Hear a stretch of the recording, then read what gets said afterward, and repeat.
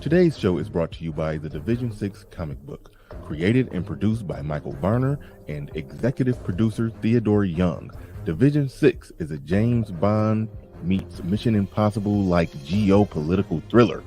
The protagonist is Seth Banks, an African-American male genius in cryptology and economics that secretly works for a rogue organization of the CIA called Division 6.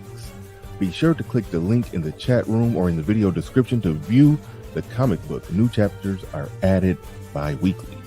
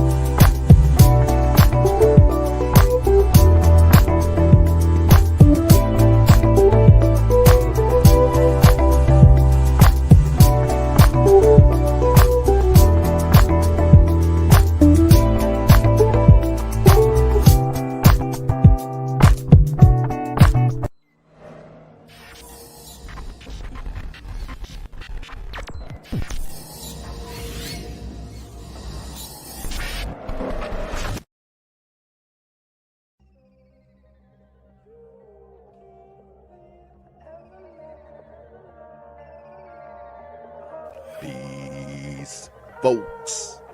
This is X from TPOT Media. Open your mind and wake your black ass up. You know what time it is. Hit that damn like button as you make your way in the door. Grab a seat, settle in, get ready. It's the Grown Man Hour with your host, my man, Bernard Riley.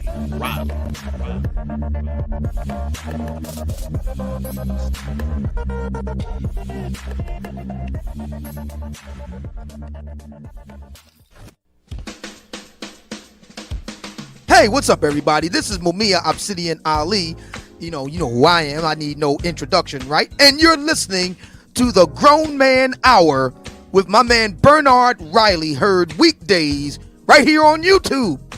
What do you think about that? How about that? Now let's get back on with the show. Thank you.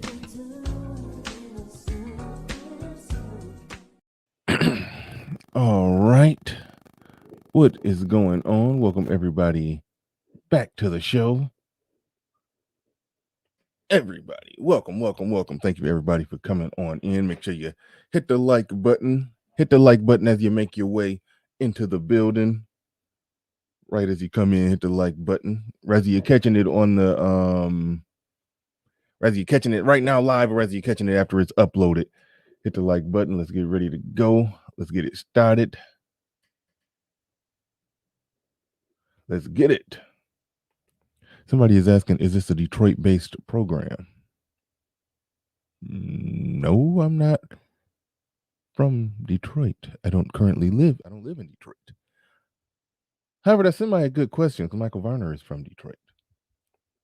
It's Michigan-based, put it like that. It's Michigan-based. The ad that you saw that was from Michael Varner's Division 6 comic book. I think that's pretty awesome. Shout out to the Early Bird Squad, those that make it in bright and early before we even get things started today. Shout out to Aaron B in the building, Hood Conservative Culture and Politics Review in the building. Says, oh, she paid promo.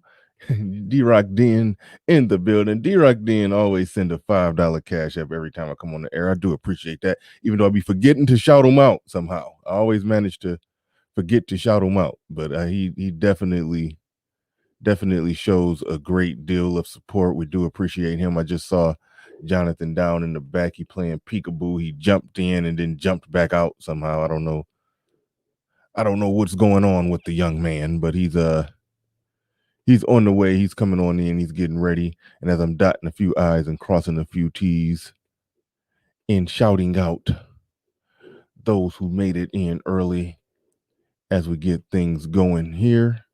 Excalibur in the building. Clue in the building. Ibra Colson. Shout out to you. The Pioneer says, good evening, family. Shout out to the Pioneer. That's a recent sub of mine. Shout out to him. He says, okay, I got you. I saw pictures of Detroit skyline, but Michigan based is good enough for me when it comes to a black man. You know, it's funny. The intro is like wallpaper to me. I don't even see it. So you would have had to tell me that the Detroit skyline was in the was in the intro. I forgot at this point. But anyway, but thank you everybody for making it on in. Let's get another one going. Yeah, he was playing peekaboo, but he's ready to go now. He's ready to go. Shout out to JB Jonathan Barronville in the building. What's going on? I think I can hear you. Yes, sir. Can you hear me? Yep, I can hear you. Hear you just fine. All right, now you nerd out. All right, coming right through on some nerd energy. What is this? That's Static Shock. That's a Static Shock. Okay, yeah. Over my head. Over my head. My son's still beating me up to get me to watch to finish watching the rest of Attack on Titan. I watched season 1, and it's something else he keep trying to make me watch. But I be slacking. I be slacking. I be slipping on my pimping when it come to all these adult cartoons that y'all like to watch. Well, for those who don't know, for those who don't know, like I'm a black man with locks, and a lot of people, have told me that I look like the cartoon Static Shock, and I've actually, I guess, as the anime folks would say, cosplayed as Static Shock, like for Halloween and stuff like that. So, yeah, I'm a big fan. I started reading the comic books when I was a kid, and then there was also a series on television that I used to watch. So, right on. Good stuff. I think I had some background noise. For some reason I dropped down. I can't even explain why. But I understand, and we talked about this. You was tuning in on yesterday's show. That was one of my, well, I always say that all the time. I was like, man, that was one of my best shows. But I really liked yesterday's show. I do like I'm forgetting his Savings Mine is Dead. What's his name? LJ. I was about to call him JT, but no, LJ. My fault. I really liked him. It was a good show. I think some of the brothers, or the slaves as he called them, came at him a little too hard. There was some things I had some disagreement with, but overall, when it comes to talking about money, I think he's saying some good things.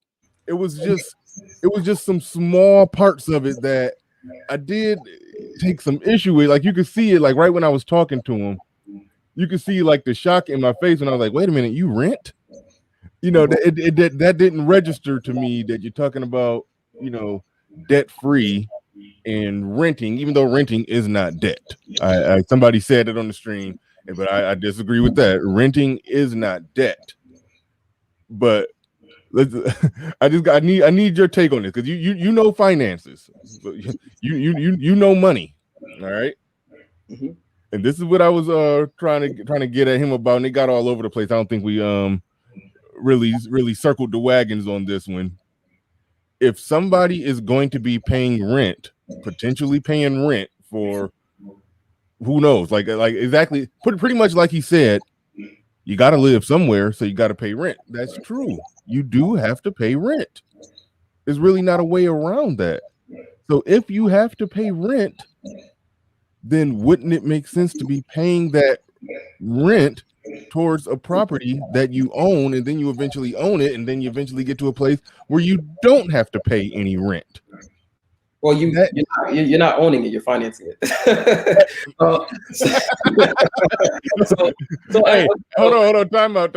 I accepted all of his lingo. Like, when I bring somebody on for a one-on-one, I'm down to play ball. Okay, I'm going to accept your premise and work within the framework and the eternal logic of what you're talking about. Let's Let's accept your premise and then go forward. Even though, well, some people I won't accept their premise, but I accepted that premise, and it's literally true. You don't own that house. So you're financing it. You could bare minimum say you're buying the house. You didn't buy a house. You're buying it.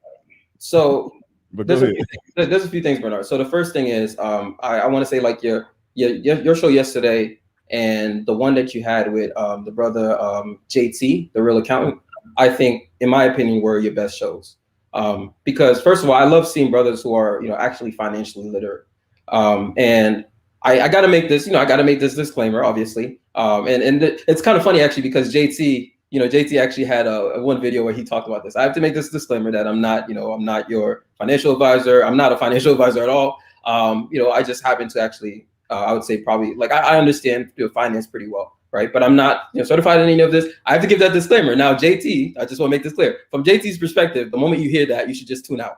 Okay, so so from JT, and you know what? He actually has a point. So I want to say this up front. So you probably should not even listen to me. But I want to make the point that I am in pretty much complete agreement with LJ with Savings Minus Debt on pretty much everything he discussed yesterday.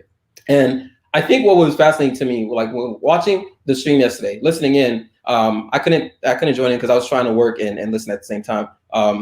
Well, actually, no, sorry. Yesterday, I didn't even get the notification yesterday. Sorry, that was yesterday. Yesterday, I didn't even get the notification by the time I found out. You didn't forgot what your excuse was for not watching the show, huh? You didn't. Oh no, that happened the other day. That happened the other day. Sorry, that happened the other day. I told you this the other day, Bernard. You're trying to put me on blast. That happened the other day. I'm mixing them up. Yesterday, actually, I didn't get the notification. But anyway, one of the things that I found interesting is that the brother is actually making a very excellent point, right? And it's very interesting because so many people, they had kind of like a similar, and we talked about this last night, like they had a similar reaction to when a lot of times when you see single mothers come on Kevin Samuel's show, right? And he makes a point about single mothers. Of course, single mothers, are going to call in upset, right? Huffing and puffing because they're single mothers, and what he's saying becomes personal to them. So when this brother's saying, hey, a mortgage, you're not owning the home, right? You're financing it, and he's making that very distinct difference, very clear. And you see so many people jumped on the call and just, they were going off on him. Like one guy got so triggered, he literally signed out. He just, I'm triggered. He literally said, I'm triggered, and he signed off. Fantastic, I love you, bro. But Fantastic came on there, and he was just, he was going off. That one brother came on and said he was scheming, and literally all the brother was saying is, if it's not your money, right? If it's not your money, then it's magic money. Now, yeah. Well, first, let me push pause on you real quick because after I thought about it, because right after I keep calling him JT, LJ, right after me and LJ, aka Savings Minus Debt, got off the air, I did apologize to him because people come in throwing darts and arrows on my show. That's kind of what happens. It's kind of the gladiator pit. You come on my show, if you put out some ideas, you got to be able to stand. You're gonna face the firing squad. So that is normal, but I don't think he's doing anything insidious. It's just you may disagree with some of his points, but when I really thought about it and realized, wait a minute, that's sort of what he does consultations and he makes money off that. So I don't approve that message. People coming on calling him a scammer because I don't think he's a scammer, and I'm not going to take. I will knock somebody's hustle if I think they're doing something unethical. I will do that. Don't get it wrong. I will knock your hustle if I think it's unethical. I don't think there's nothing unethical about what he's doing. And when you say somebody's scamming, that is a knock of the hustle, so to speak. So I didn't like that. So I apologize to him for that. I do want to formally make right on that one. So okay, carry on. The thing is, though, some of the counterpoints that were made, though, like were, and again, I don't mean. Well, you know what? With this one in particular, I actually mean this with all due disrespect. I think this one was actually like one of the most idiotic things I heard. Somebody came on and said that, and basically made a false equivalency between renting and debt, right? And I think you actually brought this up early on. They made a false equivalency, right? And here's the simplest way to shut that stupidity down is if you basically, if you're renting and you die right now, right? Let's say you had some money in the bank, you had, so some other form of assets, you had stock investments, whatever, right? If you die right now and you have children, guess what happens to your rent? It just stops being paid. That's it. Right. Versus if you have a mortgage, okay? If you have a mortgage, let's say you have a will. Let's say everything is good, estate-wise, you don't have to go to probate, whatever, right? Guess what happens? The creditors want to make sure they're paid before your children get to enjoy anything, right? Before your children, your family, etc., get to. So there's an actual process they have to go through because that's debt. It's tied to you, right? It's tied to you. It's tied to your estate, right? So this idea that renting is basically equivalent to debt is just pure stupidity. It's basically the same as if this person came on and said eating out is debt. Because the same way, like let's say I don't cook and I just eat out every day. Well, does that suddenly become debt as well just because I'm eating out every day? It's stupid. It doesn't become debt, but it's probably a bad financial decision. Sure, and but so you can say that, but it's just an expense. It's a service that you're paying for something. Right. So that's probably the best way to frame it, and that goes back to my initial question is, and I would just use the example you just gave that where if you're paying rent and you die, then that's just it. You got a mortgage, you die, you owe $100,000 on it. They want their money. Right. Now, if you buy a house, okay, finance a house. Okay. You finance a house and you pay it off. You get to the damn, why am I feeling a little reverb or so? I don't know what that is. But anyway, you die owning that house if you pay it off. That's a huge if. You ultimately leave it to your kids. It stays in your family. It becomes essentially a part of the net worth. That's essentially why, when people say, oh, the average white family has a net worth of, or white people have a net worth of this and black people got a net worth of that. Yeah, most of that is in home ownership and property. And so, yeah, renting, you just give money to somebody else, you die, and then that's it, nothing. Buying a house, you pay the mortgage to the bank, and then you eventually own it, and then you die, and then you pass down a $250,000 asset to your children. Like, so that's what that goes back to that. Renting is not debt, but I don't know. But help me understand how that's a good financial decision. Okay. So let's actually before we get to that, let's actually go back to the basics of savings minus debts, LJ's points, right? So for example, let's just talk about debt. Okay. So let's talk about credit cards, for example. Most people have a credit card, right? They're not paying off their balances, right? And they're not paying off their balances every month. Now, let me ask you a question, Bernard. Do you know what your daily interest rate is on your credit card? Oh man, don't pop quiz me. I'm paying a lot of interest. Let's just put it like that. Do you know what your annual your APR is? Not off the top of my head, no. And guess what? You're not alone in this. It's actually very intentional, right? Because here's the thing. That's actually the most important aspect of owning a credit card is the most important variable in a credit card is actually your daily interest rate. It's not even your APR. Right, your APR is just this big number that they put, 20-something percent, right? That they just put, they tell you that's what it is, right? But if you actually read the contract for the credit card, which most people don't, they get the letter with the card attached to it. They just put the letter aside and they take the credit card and they start using it. That's what most people do, right? But if you actually look at the contract, if you still have one, go look at it. There's going to be a clause on it that actually tells you how to calculate your periodic rate, right? And that periodic rate on a daily basis. So what happens is if you basically by the end of your cycle, if you didn't leave a balance, right, then you don't have an interest. But if you leave a balance, when the next cycle starts over, you get charged interest on a daily basis based on the daily interest rate. Okay, so that daily interest rate is actually a pretty simple equation, right? It basically takes your annual interest rate, right, and you basically just divide it by 365, right, and then basically you take that.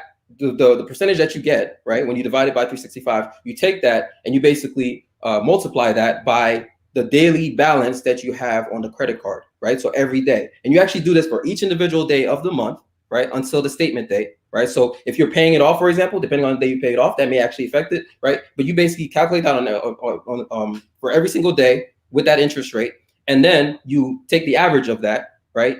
You take the average of that, and that basically becomes your what you're actually paying in interest. Most people cannot, if you catch most people by surprise and they don't have the chance to look this up, they cannot do that math.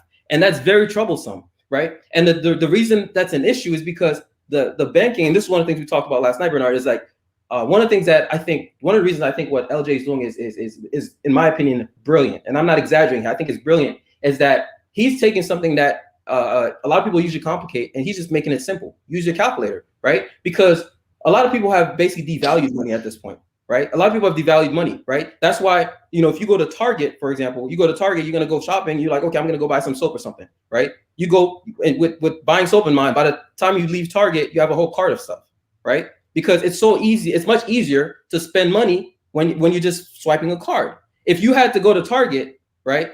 If you had to go to Target and say, okay, I plan on spending $20 and you took $20, I know I have ADHD, by the way, for those who don't know, so I may go in circles, but I'm getting to a point here. I used to have a colleague, right? I got it too. I used to have a colleague, right, back in Boston, and I remember one time, I asked him, because every time we go out for lunch, I noticed he always paid in cash. He would always ask him, do you accept cash, right? And in rare cases, he would use a debit card. And I asked him why, and he basically told me something that I had never heard somebody express, but it turns out I actually had somebody in my life I'd noticed do this my entire life that I never really paid attention to. What he basically said is that the reason he pays in cash is because it makes him value the money more, right? So when he goes to spend that money, when he's handing over that $20 bill, it's money that he knows I worked hard for this. And so I'm handing this $20 bill over, and it means a lot to me. When you're just swiping a card, you might be thinking, you know what, this costs $30. Should I really pay for $30 for a meal right now? If it's on a credit card, you're more likely to say, oh, it's just $10, right? But if it's $20 that you have to pull out of your pocket plus an extra $10, you think about it twice, right? And so the credit system has successfully made people devalue money and your own cash, your own money. You've basically devalued it. You don't even realize that you're relying so much on this credit system to survive, right? And that's how people fall into credit card debt. So if we go back to the interest rate thing, is that you fall into credit card debt because you slowly acquire, basically getting interest, gaining interest on your balance, right? And you're just looking at it every time. You're like, oh, that's just an extra $15. That's just an extra $20. And then over time, right? Those $20, they times 5, that's already $100, right?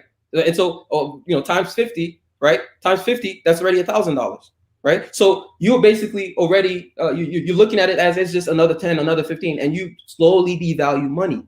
And so I wanted to bring this point up because I think it's a perfect, it perfectly encapsulates how, when he talks about, all types of debt, I know we're talking about mortgages here. We're going to get to that in a second. Even credit cards, people can't even use them properly.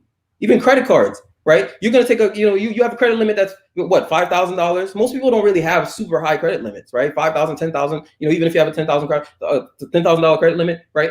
And it's like, you can't even manage that, right? But then you want to go for a $300,000 loan, right? And the thing is, what the loan officer will do, what they do is they want to make sure you just look at the monthly payment. That's all. They want to make sure you focus on the monthly payment, right? And this is across. Yeah, squirrel. No, I was just reading what Pablo said. I know. Right. So I was talking. The reason I brought up credit card is to talk about how people have slowly lost focus on it, have slowly devalued money, right? And I think this is why SMD, what he's doing is very good, because it's forcing people to actually think about money in the fundamental way again, right? In terms of, if it's not your money, right, then it's magic money. Now, to a secondary point, actually to Pablo's last, if you can bring it back, if you can bring it back, Bernard, right? To Pablo's point. Well, I'll pull it back up, but real quick, shout out to Nick Penn in the building with the $5 super chat. He says, salute Bernard and JB. Also, I think I saw Nick Penn say in the chat that he bought a Savings Minus Debt t-shirt. So good on you on that one. I appreciate you. The point where I'm sure LJ, I keep messing up his name. I apologize, LJ. I just call you Savings Minus Debt, but the name LJ, I keep wanting to call you JT every time. But yeah, I believe Nick Penn said that he purchased one of your shirts and it's on the way. So good on you right there, Nick Penn. Good on you right there. And shout out to you. Appreciate the super chat. And I'm trying to, while I'm rambling, find Pablo's comment that is right there. There it is. Okay, go ahead. You got it. Right. So a lot of the pushback, right, that LG was getting yesterday, the other aspect of it that pretty much made a lot of the points moot is that basically a lot of pushback has to do with the difference between personal finance and business finance, right? And that difference is actually extremely important, right? Because all LJ is basically telling you is that it's to essentially be kind to yourself and don't tie yourself to a burden of a loan, right? When all these people came on, like somebody said, all the rich people, they talk about using other people's money. All of that is business, right? All of that is business. When Trump is using other people's money, he's doing it via his Trump corporation or his series of companies, right? He's not doing it on tied to his person, right? When people get an FHA loan, it's tied to your person. It's tied to your credit. Okay, it's tied to you. Right. When you get a business loan, right, a business credit, business line of credit, any of that stuff, it's tied to your business. Right. Worst case scenario, you can file bankruptcy. Right. Like Trump did. Right. But that doesn't, because of limited liability protections, if it's an LLC or et cetera, like it's harder, right, for creditors to come after you personally based on actions of the business. Right. So there's several things that are an issue when people are looking at first of all, with the renting versus the mortgage scenario. Okay, let's actually go back to that. So one of the things I mentioned to you, Bernard, last night, where you didn't actually know this, and you actually were pretty shocked when I said this, was that.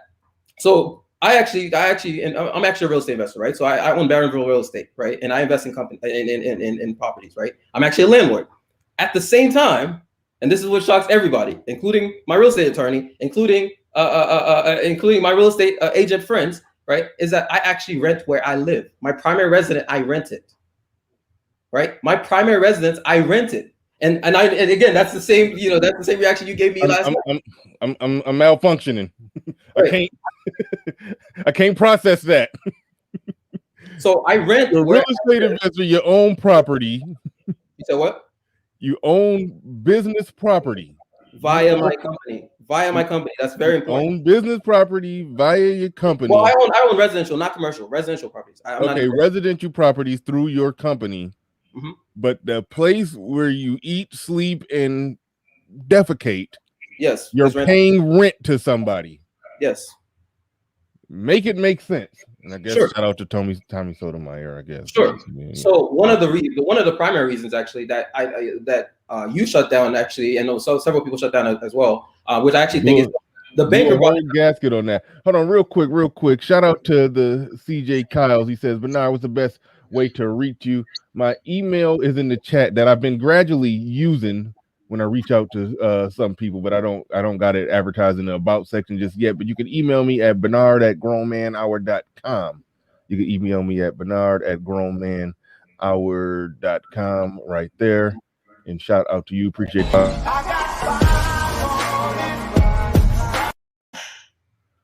Also, shout out to Clue. He said, Slavegate has begun. Bring on the follow-up streams. Oh, yeah, we don't. Yep, we in here. Slavegate. Man, that little, when somebody called Little Big Nate, Little Big Slave, that was funny. That was funny, man. That one did me in. But shout out to everybody. Shout out to everybody who participated in yesterday's stream. But go ahead. You're trying to explain how it makes sense to rent from the place that you live, but own real estate that you're doing business, that you're essentially collecting rent from people. Yep. But you're also a renter for somebody else. Explain how that makes sense. Absolutely. So one person in the chat actually kind of alluded to it a little bit. First of all, there's several people who said a lot of investors do that. That is actually correct, which also is actually very fascinating because a lot of times I hear people arguing about this and they're not actually investors. When you actually talk amongst actual real estate investors, you find that there's more people who do what I'm describing than not, right? But the second point is somebody actually mentioned, as I said before, I think that's Marty McFly said, as I said before, you hire a property manager to manage your multiple assets, less headache. So there's several aspects to this, right, Bernard? The first thing is that one of the things that you discounted yesterday and multiple people discounted as well is a lot of times people don't put an actual monetary value on their time and things that they have to do, right? If you look at, for example, one of the niches in, like, let's say you're a wholesaler, right? One of the biggest niches is tired landlords. That's one of the biggest niches is tired landlords. People literally look for tired landlords, people who are tired of being a landlord, right? Why is that? Because in most cases, being a landlord is not a passive investment as much as people try to portray it to be. In most cases, if you're just a passive landlord, in most cases, you're probably a slumlord, right? If you're an actual active landlord who's doing what you need to do, taking care of the home, making and stuff like that, it becomes not as passive. Now, it's still technically a passive investment, right? So I'm not trying to say it's like you have to be, dealing with it every single day. But the point is, it's not as passive as people make it to be. And so because of that, that's why you have an actual niche of tired landlords that people actively look for to try to buy their properties from them, because they get so frustrated with the whole process of being a landlord, of having to collect rent payments, et cetera, et cetera. So because of that, for me, what I realize is, first of all, on the business side, we'll get to my personal renting situation first. After that, right? On the business side, I realize I'm actually quite, I don't want to say lazy, because I actually put in work, but I don't like doing things that I don't want to do, right? Business-wise, I try to automate as much as possible, right? I try to automate as much as possible. And so I try to automate or delegate. And so for my properties, what I do is I actually have a property manager, right? I have a property manager, and she, at least in Atlanta, like, she basically goes around and, you know, if there's anything, they contact her. Anything, she tries to keep me out of the loop. Well, keep me in the loop, but I'm saying, like, she tries to not bother me as much as possible, right? And then we have an arrangement together. And so that actually helps me immensely, right? Because that means that I don't have to worry about these individual tenants on a daily basis. I don't have to, or even, you know, on a regular basis. I just have to trust her. And I've had her since 2019 at this point. So, I mean, it's not that long, but it's long enough that I trust her at this point, right? And it's like, she just takes care of everything, right? She takes care of everything. It's pretty much not a headache for me. The only issue, for example, that you have, these are typical issues. Like, I have one tenant that a few months back, I had her go check out the property, and basically he had one of the appliances had broken for months, and he never let us know, which is actually pretty common, because a lot of times, like, you know, tenants, they think, for various reasons, but I think one of the most common ones is that they think that, you know, if they tell you, you're going to try to take it from their security deposit or whatnot, stuff like that. So they just leave it broken, right? So we didn't find out until months later, right? And it's like, this is actually an exceptional tenant. So I wish they had told me, but it's like, okay, we fixed that, right? But other than that, like, for the most part, because she takes care of things, she collects the rent payments, she makes sure everything, you know, reaches the bank account, I don't really have to worry about much, right? So for me, that's on the business side, right? So for me, that's very valuable. Well, the same way in my personal life, one of the things I really value as well is my peace of mind. Now, one of the things that people discount a lot when they think about the ownership thing, right, which really is just financing a home,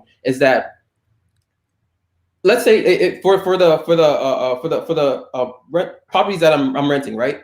If there's any issue, yes, the business has to actually go out and spend the money upfront, right? But at the end of the year, pretty much most things can be written off. Versus for a property that you quote unquote own, really financing, right? There's not as many options for you when it comes to tax write-offs. You still have tax write-off options, don't get me wrong, but it's not as many as from the business perspective, where you basically just, you know, either had a conventional loan or you had some kind of, you know, arrangement, creative financing arrangement. There's not as many options for you, right? When you own the home. So most of it is coming out of pocket. Okay, most of it is coming out of pocket, and you're actually not getting like for the rental properties, you pretty much get most of your money back, if not all. If you have a badass tax professional who really understands real estate law, I'm not saying to commit tax fraud, but I'm saying if you actually have one, you can actually and you actually keep track of your expenses, you keep the receipts, you actually use, you know, accounting software like QuickBooks and stuff like that. You can pretty much write off a lot of shit, right? And so, but on the personal side, on the personal side, you actually cannot write off as much, right? Now, people do try this, but guess what? In a lot of cases, it can become tax fraud. Even if you get away with it, if you end up getting audited, right, you basically were not supposed to get those write-offs, right? And so the point being is that, first of all, you don't get those write-offs, so a lot of it is out of pocket. Second of all, you have to take care of everything. When it's your, you know, when it's your personal, when you own your primary residence or finance your primary residence, right, you have to take care of everything. For me, because I don't like to, I don't want to have to deal with that stuff. I like the idea that if there's a roof leak, I call somebody else, just like I'm gonna get called if something happens, right? And then I can just have my property manager take care of it and call whoever, you know, mechanic, whatever, the technician that they need to call, right? I like the idea that anything that happens in this home, I can just call the landlord, okay? And she actually happens to be a real estate agent. So she happens to be a real estate agent herself, and she's shocked about my whole scenario, right? Because in her mind, she's, as a real estate agent, she's used to people just going to quote unquote buy the property, right? But basically, I can just contact her and say, hey, you know, there's a roof leak, or, you know, there's something happened, this window is not closing up, or whatever, any issue that's, you know, not that's you know, would cost a lot to, you know, because small things like, you know, light bulbs go out, stuff like that, I just take care of it, right? But any issue that would cost more money, I just contact them. I like this idea, right? For me, that's actually valuable. Me not having to go through that process, I can actually put a monetary, like a value on that, an actual monetary value on that, which most people don't, right? They just think I own this property. And then on top of that, a lot of people are also doing things that technically they should not do. For example, if you go out and you get an FHA loan, right? And then you decide, I'm going to Airbnb that. I've seen people do this. That's actually illegal, right? Unless you live in it for at least a year. right? That's actually illegal. By FHA laws, you have to actually live in the property for at least a year. Now, if it's a duplex, you could live on one side and rent out another side, right? Those are house hacks situations, right? But at the end of the day, you're still taking out a big fat loan, right? And tying it to your person. Whereas for me, I can basically have my business making money. I own equity in my business. It's literally my company. Okay. It's literally mine.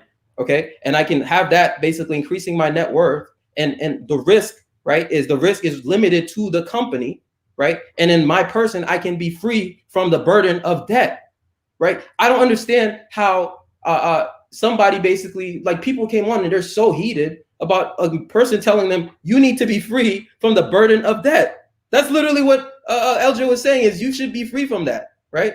Like, you should be free from that. And people are upset by this, but I think it's interesting because the people who are upset is because they probably signed, they got that mortgage that they're paying, right? And they have to justify their decision to pay that mortgage, their decision to be a slave. They have to justify it. So I don't know if I answered your question, but for me, my point is that the peace of mind piece that I think you discounted yesterday, and you said, I actually think it's actually more important than people want to consider, is that the same way that as a landlord you have to worry about those things, the maintenance, etc., all that stuff, you have to worry about that as if you actually own or finance the place where you live, you have to worry about all that stuff. Whereas for me, I just like the idea that I can just make a call. I can just make the call and then keep going with my regular life, with my regular other business activities. I can focus on those, right? And then I can just have insurance in case the worst happens. Like if there's a flood, my insurance will cover me for a hotel, and I can have that arrangement where it's, for me, I can limit my the amount of work I have to do and my risk, my personal risk. Okay, I can limit that. That's extremely valuable. But people don't put a number on their time and the processes they have to go through and the calls they have to make and all that stuff. Most people don't. So they just look at the raw numbers, right? But even if you look at the raw numbers, let's actually take it there, right? Because, well, first of all, did I answer your question? Because I don't want to go in circles here. Holy shit. Did you answer my question? Well, you laid out a lot of the pros and cons of renting versus owning, and you talked about how you own properties for your business. If you didn't have those business properties, would financing would not be something that you would be interested in any situation. Financing a house to live in. That's something that you just. I'm not financing a home, but I will. So I do have to. No, that's what I'm saying. That's something that you would not do under any circumstance. Not on my person. No, I'm not financing a home. Absolutely not. Okay. But I will again. I'll put my cards on the table though, because I don't want to be a hypocrite here. I have forgive me because I have slaved. Okay, so I've actually I've done some slave things. Okay, so for example, but there's reasons to it. Now I think LJ, he's more absolute about this, and I get his perspective, but I actually don't disagree with him. But for me, I have actually slaved, quote unquote, I've slaved, and then I'll explain why. So for example, I have a couple loans, right? Personal loans that I took out. Okay, I have a couple loans that I took out, but I took out the loans with the sole purpose of basically getting those loans so that it could increase my credit score for the business side of things. So when you go to actually get business credit, whether it's a line of credit, business loan, whatever, even if you can get a loan, right, where it's not personally guaranteed, so you're not personally guaranteeing it in case anything goes wrong, they still want to run your personal credit, right? They still want to know that you personally have a good reputation, even if at least in the cases I've experienced, right? I don't know if that's the case, if that's a normal across the board, but they still want to run your personal credit. And so for me, I wanted to increase, and mind you, my credit score was actually pretty high considering my age and my demographic, etc. But I wanted to get my credit score as high as possible. And so because of that, I basically decided, okay, let me actually try to add some, credit items. And I considered kind of like the interest I'm going to pay. I considered it basically the cost of me essentially investing in increasing my credit score. Now, here's the different thing that I did compared to everybody else who goes out and takes out a loan. For example, one of my loans is with a credit union. So what I did was, in order to get the loan from the credit union, what they basically required me to do is to actually create an account with them. So what I did is the account I created with them, I did the math on how much it would cost me with interest to pay off the entire loan, right, over time. Okay. Over a shorter period of time. The loan it doesn't have a prepayment penalty, right? So that means I can pay it earlier, but I don't want to pay it all at once.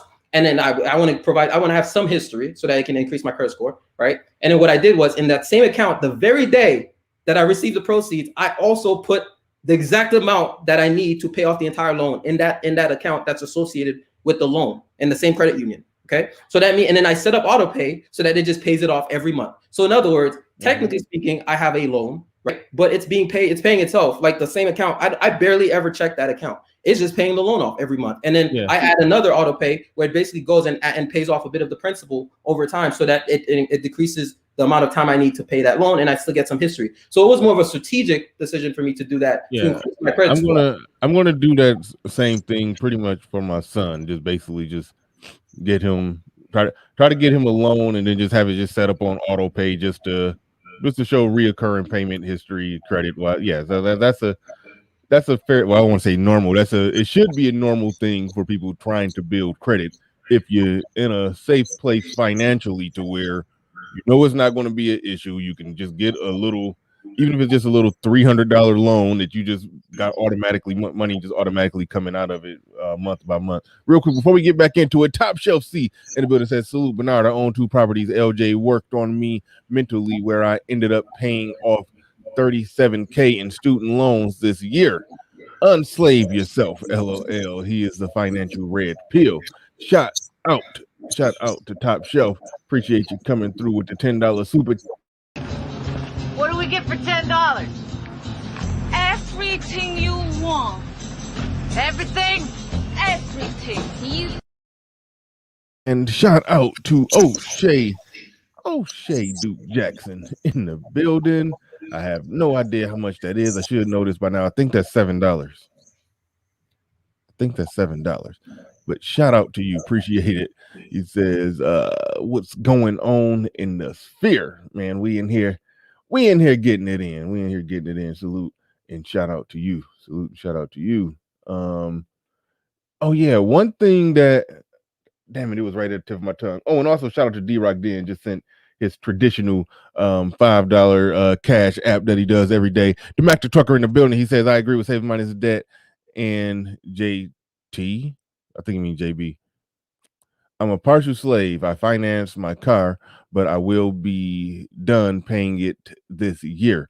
Also, I rent a home now and saving to buy a home. I believe this is the best route for me. Hashtag slave gate. What do you think about the amount of people who will say, I'm not going to take out a mortgage, that's slavery, so I'm going to save to pay cash for a house, but they're not going to make enough money to save enough money while also having to pay over $1,000 rent somewhere, while also trying to, you're basically paying 2 rents. You know, if you understand what I'm saying. Yes, I understand, but there's a simple answer to that, and I think it's the same thing that LJ would say, is that means you can't afford it. That's what it means. It means you can't afford it. See, again, like I said, people have become, listen. People have come to devalue money so much, right? That especially their own money, that they basically are always looking for a way out of, hey, you just cannot afford this, right? You cannot afford this. Now, I do have something to say about the idea of saving up to actually buy a property cash, right? So, in fact, let me actually share. Let me share a tab real quick. So let me give you an alternate kind of thing that somebody could do, right, Bernard? So let me actually share my screen here. Okay. Just an example.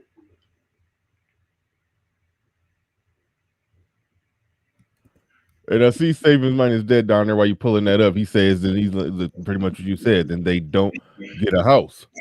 However, you can end up getting a house by the same rent that you would be paying, pay it onto a house, and whatever you are going to try to save, throw that also on the principal of that house, of that mortgage, and then eventually you got a house.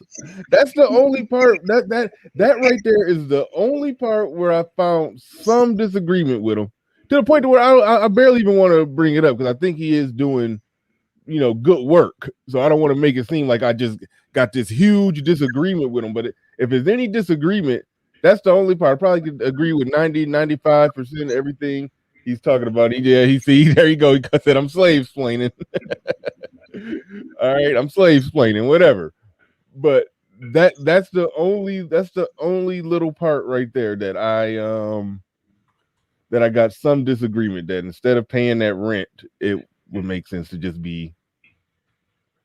paying it on your mortgage and anything that you would save to buy a house. Because that way, even if you fail at saving the money to buy the house, even if you fail, you've paid down the house that you were financing, and you own that sooner than what you would anyway. So that's the part that I don't quite get. I don't quite get. I'm still wrestling with that, and I say that as somebody who has, and this is where he'd definitely get on me. I say that as somebody whose house is paid off, and that's where I know he's like. See, the thing is, LJ. Hold on, real quick. Shout out to Grinch in the building. Peace, salute, and shout out to Grinch. He says 90% of Americans die in debt. #broke ninjas. That's a good point that Grinch making right there, and it's a good point. One of some chick, I forgot. Her name don't matter. I think she came over from LJ's channel.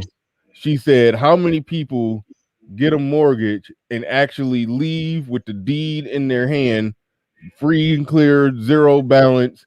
How many people actually pay the house off? And CJ CJ NBM pointed out that then on that long loan, the first third of it, you're only paying interest, and so it's almost like, again, this is where the slave splaining come in, because you eventually end up in a situation where you're going on this long journey through Middle Earth to try to get this mortgage paid off.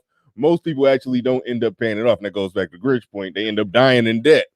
So that's where I got to concede some points with which talking about right there. And so anyway, carry on. You got something that you're trying to share on the screen. So let's check this out, see what this is.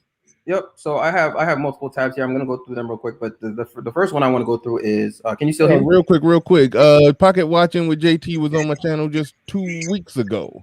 I'll probably do some more stuff with him. I definitely like the guy. Very thorough. Yeah, and by the way, again, to that brother's point, whoever just commented that, he is correct. I'm not a financial advisor, right? As JT would say, maybe you should tune out, right? I'm actually not against that. I'm actually not against that, right? Like I'm just sharing my perspective. Let me put I'm just sharing my perspective. I'm not a financial advisor. If you feel the need to tune out, you probably should. That's I have no problem saying that. But here's what I wanted to share, right? So you guys can see the screen, right? Yes. Okay, so this is a Wall Street Journal article. This is from last month. All right. It basically, the title of it is, for many home buyers, a 5% down payment isn't enough. And one of the things that actually, I'm not going to go sit here and read the entire thing, but one of the things that actually caught my attention when I was reading this, right, was there's this family, right, or this individual, right, who basically, listen to this, right? The family bid on at least 5 homes, each time offering at least $30,000 above asking price, but they lost, again, quote unquote, lost out every time, said Mr. Ray Santana, who is 23 years old.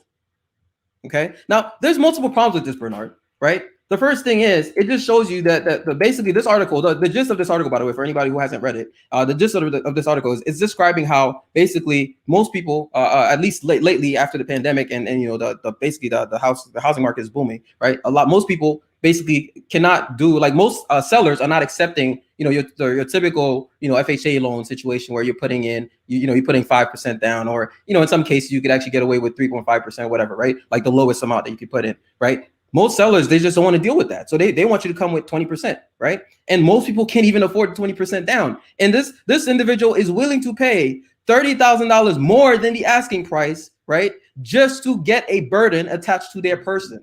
And this person will defend this. And to the point where they have an article written with their name in it. And they don't, like, for me, I would be embarrassed if my name showed up in an article with saying that I basically was trying to essentially get let's just say taken advantage of with no lube, okay? Because that's what it is me accepting to get taken advantage of with no lube, right? Basically paying $30,000 more than the asking price just to try to quote unquote be a homeowner, okay? Just to try to go around and say, I'm a homeowner now, I own a home, right? And this person is 23. Here's why this part is also important. And as a side note, also one of the reasons why I appreciate a lot of Kevin Samuel's messaging, where he talks about the fact that, people need to actually put in the work, right? Because this individual is 23, right? And they're so anxious to be a homeowner that they basically are willing to go make a financial decision that is just not a good decision, right? But they want the instant gratification of saying, I'm a homeowner, rather than saying, you know what, let me actually go and save up some money, right? Let me get the best jobs I can. Let me try to get two jobs. Let me work 60, 80 hours, whatever amount of time you could put in, and let me try to save some money, right? So that over time I can be able to afford this home, right? Instead of doing this person is 23 years old, right? And they feel that they need to own a home so much that they're willing to pay $30,000 in a housing market where people are already basically selling way at unreasonable prices already, right? So you already, the asking price is already unreasonable. And then on top of that, you want to add 30K to it, right? And then it gets to the point where your 30K above it is still not enough, to the point where you feel like you're losing out. And the thing is, that's just for putting 20%. That's just for putting 20%. And one of the other things it doesn't even cover, like for example, right here, one of the things it doesn't cover. Sorry, that's my alarm. My fault. Hold up. That's the alarm. Why that sounds like some old 1950s Johnny B. Good guitar. What's... Okay, all right. You there? Yeah, I'm here. Just shut it. Are you just shutting down your alarm? Yeah. My bad, Bernard. I should have turned this off already, because I have remember Bernard. Remember I told you I actually have a meeting to be at soon, so that's why I put the alarm. So you got to shut it. You got to leave at 10:30, right? 10:30 a.m. Yeah, basically. All right, so I'll open it up right around then. Hopefully, Coach Ali can come up. I'm looking at his comment. I did already know that he was a mortgage underwriter. Well, hold on. Let me get to his comment real quick. Well, Dark Knight mentality in the building. He says that's the point. The idea sounds good, but the execution is where many fall short. Most people stay house poor and pay debt forever. It's what makes the economy go. Good point. Very, very well said. And Coach Ali's corner in the building. Shout out to you. Appreciate the super chat. $50. Shout out to you. $50. So that makes you rich? It's a start. Damn. Shout out to Coach Ali. He says, as a mortgage underwriter, I see how other groups beat the system. They put multiple borrowers on a loan, pay it off early. Then one family has a house free and clear. Then they repeat it for another family. You know anything about that game right there, JB? That he's talking about? I mean, that's just a strategy. I mean, to me, it sounds more. Again, maybe Coach Ali could explain more, but to me, it just sounds like essentially co-signing. Like that's what it sounds. It sounds like a glorified way of saying they co-sign. They have people co-sign the loan, right? Because if you have multiple borrows on the loan, it's just co-signing it.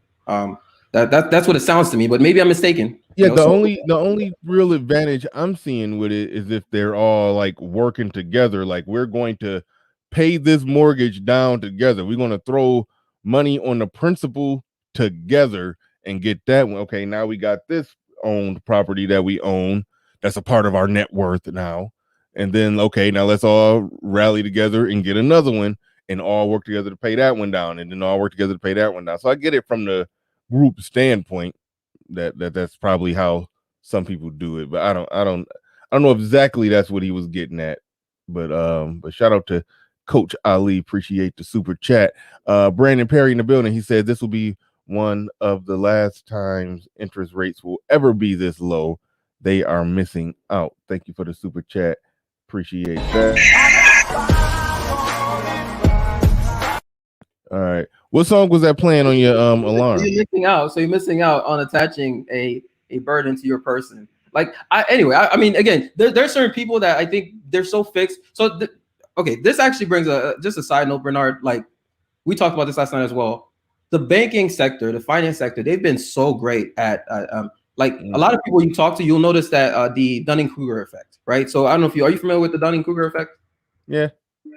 Basically, where just you know enough of something, right, that you basically think that you know a lot about it, right? So that's the most simplistic way I could explain this, right? And one of the things that the banking sector, the finance sector, has been so great about is basically making their marketing so great that they can basically indoctrinate you into thinking that you're actually winning, when behind the scenes, the people coming up with all of these, instruments, as they call them, right? They're PhDs, right? They're people creating, it's the same thing that happened in the financial crash. It's like, they're creating these extremely complex instruments behind the scenes, right? And they're doing so intentionally, right? When you get that loan, right, that little packet that you get and everything, and all those clauses and everything, they're protecting their ass, right? They know that, this works out for them. This works out for them. And they make you want to believe that you're making the wisest investment in the world. Right. And they've been so successful at convincing people that this individual is literally saying you're missing out on interest rates to take out a loan and burden yourself with a loan. Right. To burden yourself with a loan with the idea that you may, by the way, because there's no guarantee, by the way, every time people talk about this topic, also, they just assume a market where property values just appreciate, basically forever, right? And they property values appreciate forever, right? That you just can't go wrong. I heard somebody yesterday, I think it was K Polymath, said it was risk-free. That which is fascinating to me. It's risk-free. Now, yes, the markets are usually relatively stable, right? In terms of real estate, usually, right? But the point being is you're still going on a May, right? You're still going on a May. It's still a risk that you're taking. And you're going out there and you're saying, okay, I'm going to tie myself to this burden on this idea that I may win in the future, right? Now, let me give you an alternate idea. Again, I'm not a tax advisor, like the brother said. Like, I have no problem with people tuning out. Let me give you an alternate idea, Bernard, right? Like of something that somebody could do, right? So you're familiar with S&P 500, right? Mm-hmm. So basically, you have the S&P 500 index, okay? And so you have these index funds or ETFs, etc. Well, explain right? for the audience. That's one thing that when people get in conversations online and they ask the person that they talking to, do you know what that is? And then they just, okay, you know what it is, then keep going. It's 106 people listening. So briefly explain what S&P 500 is. Whenever you throw out a term that you think more than 50% of the people in the audience may not know what it is, just briefly explain what it is. Okay, cool. So S&P basically stands for Standard & Poor's, right? It stands for Standard & Poor's, which is an organization or whatnot, right? And basically what they've created is an index of the 500 largest companies on the public stock market, okay? And these are basically market weighted stocks, right? And so what's been proven over time is that over time, the S&P 500 has been pretty good at providing some decent returns, right? And so, for example, over the past 10 years, it's been about 7%. Okay. Now, typically, that's 7%. That's just the nominal rate, right? So you have I'm assuming. Well, let me not assume. So the nominal rate is just basically the interest. It's just the interest rate, and then you have the real rate, which actually basically is the nominal rate, basically discounting for inflation. Okay, so because you have to consider inflation. That's another mistake that people make, is they just think about the nominal rate. They just think about this is basically the interest that I'm gaining per $100 invested. Okay, that's what they're thinking, and that's that. But they completely disregard the fact that per $100 invested over time, that amount of money, you may have more earnings, but that amount of money maybe over time will have less buying power. Mm-hmm. Okay, so discounting for inflation basically will get you the actual accurate. We'll give you the accurate, like the real rate. So anyway, on this tab right here, I just want to just give out an idea, right? So basically, this actually is just basically saying that if you had invested in the S&P 500, so if you invested in an index fund, right? So an index fund is basically an index mutual fund, which is basically a mutual fund. There's also index ETFs, and there's ETFs versus mutual funds, which are similar but not the same. That's another topic. But the point is, there's mutual funds that actually track the S&P 500 index. Okay, so the index basically defines what those companies are, and then there are funds that basically have that basically mimic essentially that index, and essentially end up basically providing you, if you do the calculation on the index, and then you compare that with the fund, basically typically the return, the rate of return will be almost the same. There'll be some discrepancies, but it's almost the same, right? So what this actually basically, what this calculator does is basically providing you an idea of if you, let's say, for example, you invested in the S&P 500 over the past 10 years. So we're going from, let's do, since this says the last data is June 22nd. So let's do May 2011 to May 2021, right? If you calculate what would have been your return, right, on if you actually had invested in the S&P 500, right? So your total return, right? This is actually considering the compound effect, okay? This is considering the compound effect, and then this is the annualized, okay? And then this is basically with the dividends within obviously within the fund, there are companies that offer dividends. So as if you reinvest those dividends, right? This is the return, the total return with compounding considered.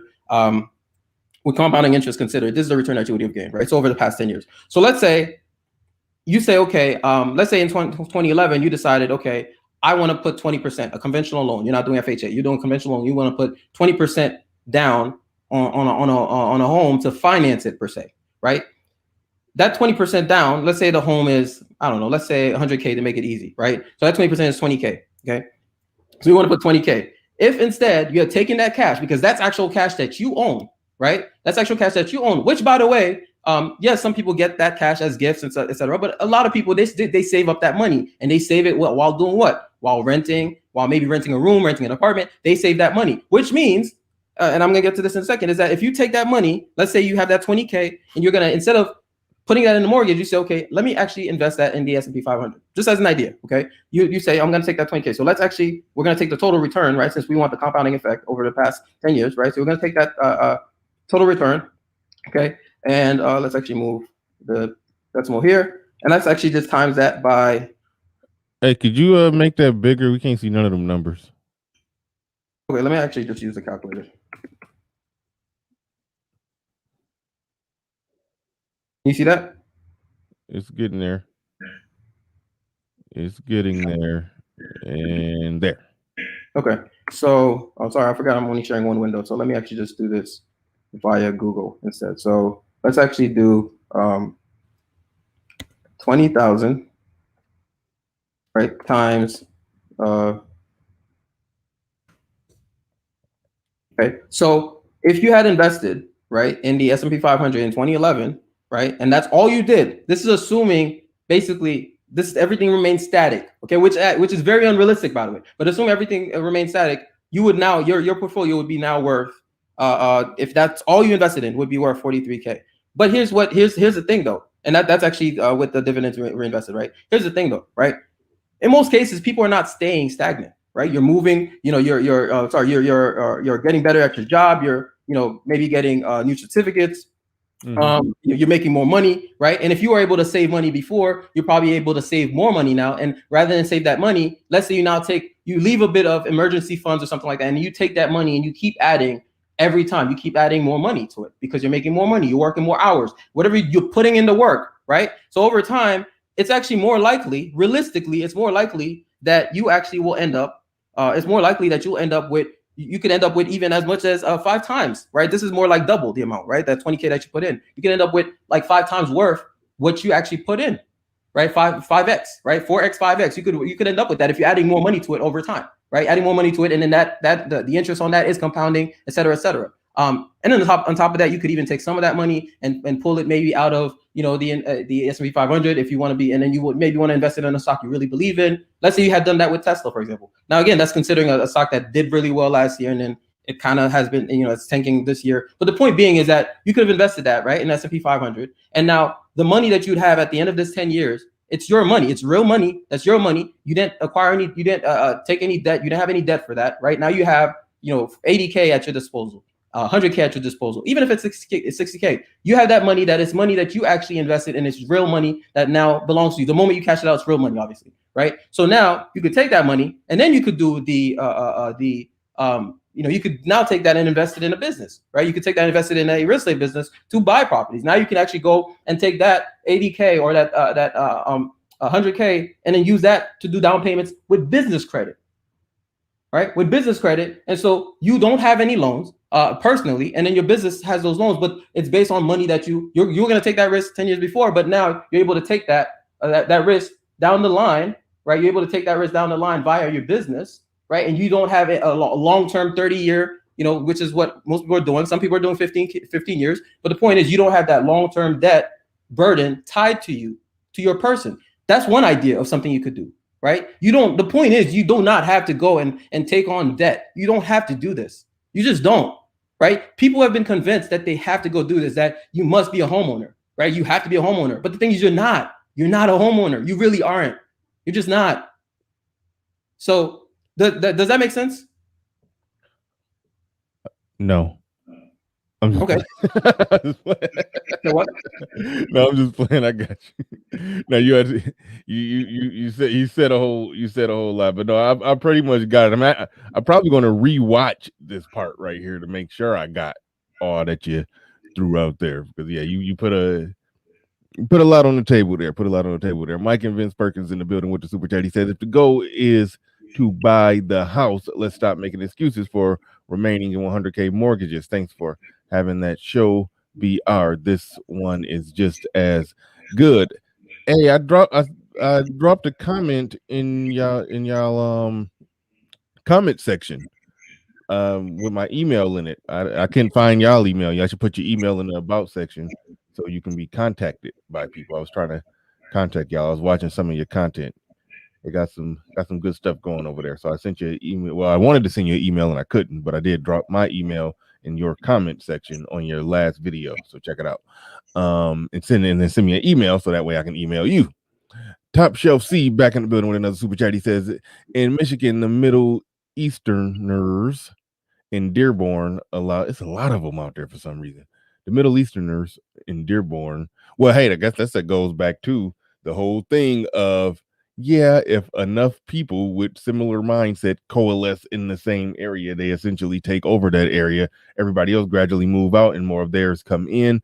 I've always argued that at a higher level, at a higher rate, needs to happen with Black people who got their head on straight. So when people talk about the Black community, they're not only talking about impoverished areas, but because all the Black people who are doing well, who are middle or upper middle class, are quite often end up sprinkled around in white neighborhoods to where there's no there's not as many as it should be as examples of Black flourishing neighborhoods and communities. But if the Black people with their head on straight, more or less did what other groups did, then we will have examples of that. And when we say the community, we not only talking about the ghetto, we're talking about more than that. Just like there's the, middle class or upper middle class suburbia, and there's also the trailers. When we talk about the white community, it's a broad spectrum of, different types of communities and neighborhoods that we're talking about. But anyway, that's just a thought on that one, off subject, but kind of on subject. But anyway, well, kind of on subject to your super chat. But anyway, he says, in Michigan, the Middle Easterners in Dearborn allow family members to live with them until they are financially stable enough to buy their own home. That is a good strategy as well.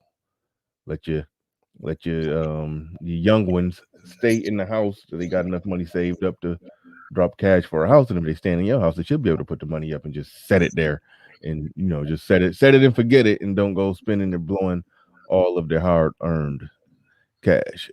But shout out to everybody who's super chatted. Appreciate each and every one of you. So go ahead. Yeah, so Bernard, the other thing I wanted to point out here as well, this is the point I was going to make earlier, is that the other thing that's happening right now as well is that because people are selling these, or basically marking up these houses, right, in this market, again, it does depend, it does depend on which market you're in, but overall, right, what you end up having is a scenario like this. So they mentioned this in this article where they said, for example, right, so it says, for example, a buyer who plans to put 20% down on a $500,000 property, purchase, which again, that's just the tag that they put on the home, right? That's the amount that they're trying to sell it for. Expects to pay $100,000, right? That's 20% of 500. That makes sense. But then if the home is appraised at 450, and this is actually very important, and I think Coach Ali mentioned this, underwrites mortgages, so he can comment on this. It's appraised at 450K, right? The cash payment goes up to 140K. This is actually also very important right now. So people are literally from the jump, right, overpaying, right? They're basically upside down from the jump, right? They're overpaying on this home, right? And because just so that they can be able to say I'm a homeowner, okay, just so they could say that, right? Because now a lot of people, they'll look at this very naively and they'll say, okay, well, if it's 20% of the value of the home, if it's 20%, then that means if it's appraised at 450, that means I'm just gonna put 20% of 450, which is a 90K. No, because the lender is just gonna provide you the loan to value, right? They're just gonna provide you that much, right? So, and that value is the appraised value, right? So not the value that there's, not the amount of money, not the seller's price, right? It's just the appraised value. So the lender is just giving you 80% of loan to value, right? And that 80% of 450 will be what, 360, right? So that 360 is what the lender will cover, right? And then you need to come up, that 360K is what they'll cover. So now you initially thought that you were gonna just put 100K in, right? But now you realize, wait a minute, I need to put in the 90K, right? Which is the 20% beyond what the lender is providing, plus the extra 50K due to the markup on the property, right? So now you're basically, you're putting in 140K, right? Just to get a 500K property. That's really not worth that much, because we're right now, again, just because of the current times, right? This market is not going to stay like this, right? You have to be completely ignorant to think that this market is going to stay like this, right? So that's the issue right now. Is that's just another point. But does this make sense though? No, I got you completely on this one. All right, let's one thing, because you got to go pretty soon. One thing I do want to get into is the discussion about the magic money. Magic money. Yes. Let's talk about that, because I'm a believer in the magic money. Well, I just recently benefited from the magic money of AMC that I realized, and turned realized gains, as they call it, and turned it into some real money. So I flipped some magic money into real money. What's your take on the stock market? I take it you're invested and got a nice portfolio and all of that going on. Yes, but most of my investments are actually in crypto, personally. But I do have investments in the stock market. Personally speaking, here's the thing, right? And this is where SMD again has another point, that it's just magic money, because the bank your brokerage literally tells you that, right? So when you make gains, as you just said, we talked about this last night, they call it unrealized gains. Again, the term is unreal, right? Which makes sense because the market is active, right? The market is moving, there's fluctuations, etc. So the gains, they're not real. It's as real as monopoly money at that point, right? Because it can change at any point in time while the market is open, right? So it's unreal until you cash it out, until you essentially sell the stock.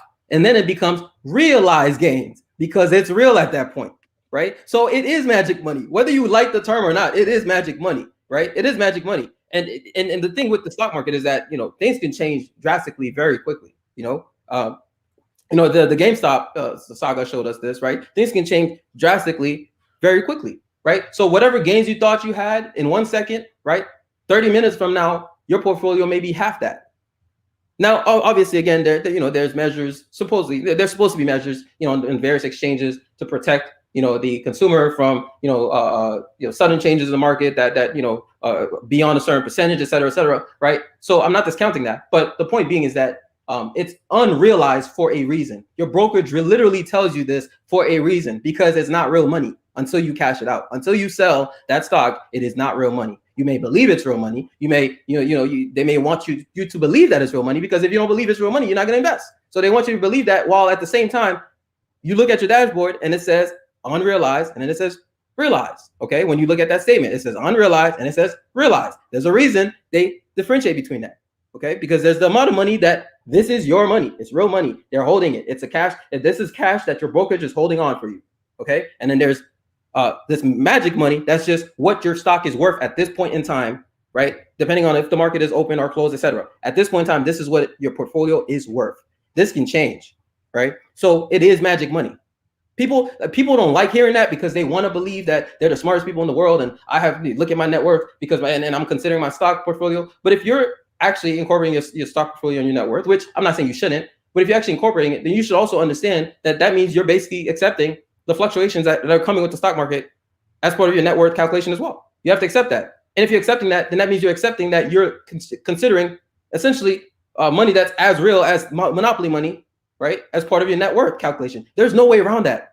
It doesn't matter how you frame this, how you justify it. There's no way around that concept. And this applies across pretty much every market. The same goes with crypto, right? If you own Monero, Ethereum, Bitcoin, whatever you own, right? The price is going up and down, especially in recent months, right?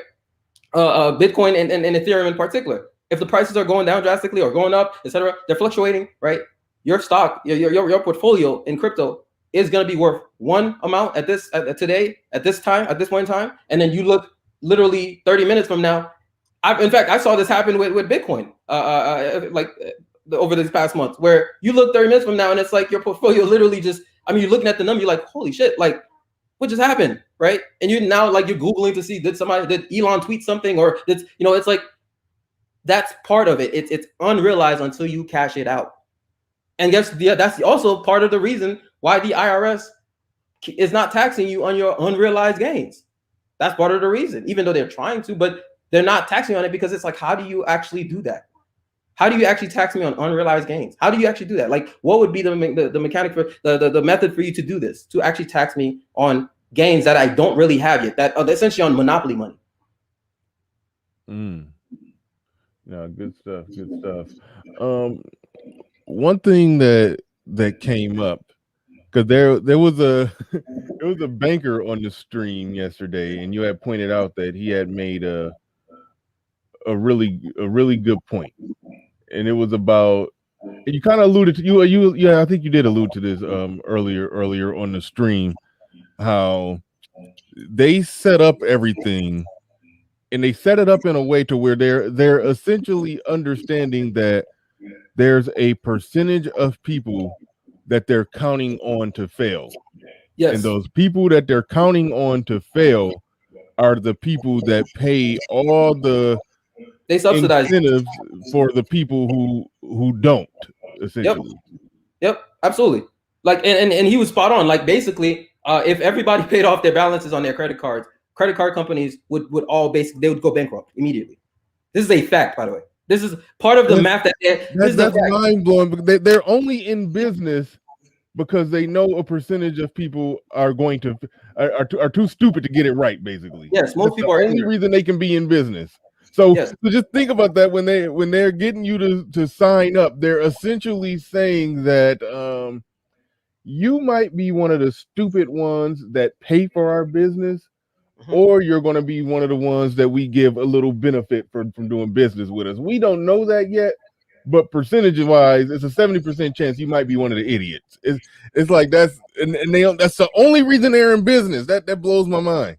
See, Bernard, the credit card companies, they do so well from dealing with ignorant folks that they can offer you so many incentives, right? Like I have the Chase Sapphire, right, and it's like the amount of the points that I get for flights and this and that, like all the shit that I get, right? It's all subsidized by all the people who basically leave balances. Like all of it, right? They make so much money from ignorant people that they're able to provide me so many benefits. Hold on, he said I thought JB was Myron from Fresh and Fit. No, he's not Myron. He don't sound like Myron, but he do sound like Don't tell me I sound like Fresh. Please don't tell me I sound like Fresh. You sound like Fresh. Okay. Yeah, all right. Well, I hope I don't stutter like Fresh. No, I was just I didn't notice that he stuttered until somebody until I heard them actually point it out. I didn't notice that he stuttered, but no, you don't stutter like him, but I do. It is a similar cadence from time to time in your talk. But okay. But anyway, carry on. Shout out to James Hudson real quick. He says he's 100% right. I'm a CPA in the financial service industry, and without interest from people not paying their debt, I wouldn't have a job. Shout out to James Hudson. Appreciate it. I mean, Bernard, this is literally part of this is the thing. When average people think that they're smarter okay, or as smart as PhDs, okay, PhDs who study what actuarial science and all this other stuff, mathematics, right? Who sit at banks and just come up with, you know, all these various methods, right, to make money on the ignorant people.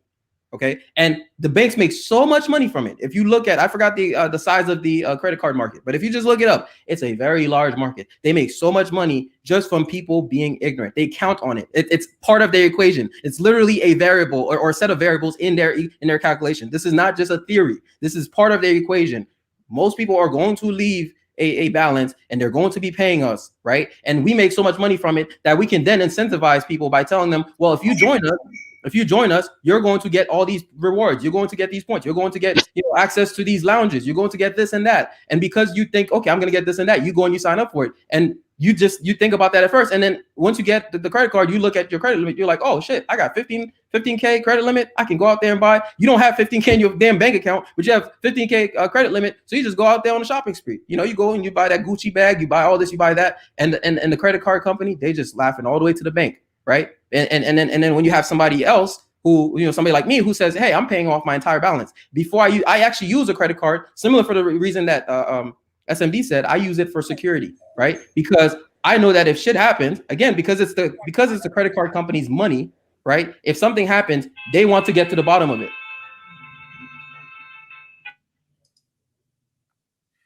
You got to explain that damn guitar riff that wake you up or alert you. We got LJ back in the building. What's going on? Welcome back to the show. Hello, sir. Can you hear me okay? Yeah, I can hear you. Yeah. I don't know how old JB is, but somebody most definitely taught him or something, because everything he's saying is 100% correct. For you, Bernard, when you said just a minute ago, you said something like you know, the banks take chances on who they're going to make money or risk. What JB was saying earlier, you said some people will, you know, the bank will take a risk on something. If some people will make some money on others, they'll lose or something like that. Yeah, pretty much. Yeah, they know that there's a percentage that's going to fail, and they're counting on that percentage to fail. Correct. In order to cover everything that they need covered. Yeah. Correct. Yeah, but you said they didn't know, right? You said something like they're taking a chance, but they do know, because as soon as they run your credit, let me give you an example. Oh, if I was a bank, right? Nothing to do with the credit score. Credit scores are just indicators. If you paid it, a credit score is this. This is the only thing a credit score means, and unconscious slaves don't know this. A high credit score means you pay back the bank's money on time. A low credit score means you don't. That's it. That's all it means. It don't mean you have money. It don't mean anything, right? Now, if you go get a loan, you go try to get a loan, and they run your credit report. You got student loans older than your children, and I was the bank. I'm going to financially abuse you because you don't know. You can't do anything with student loans older than your children. So they do know.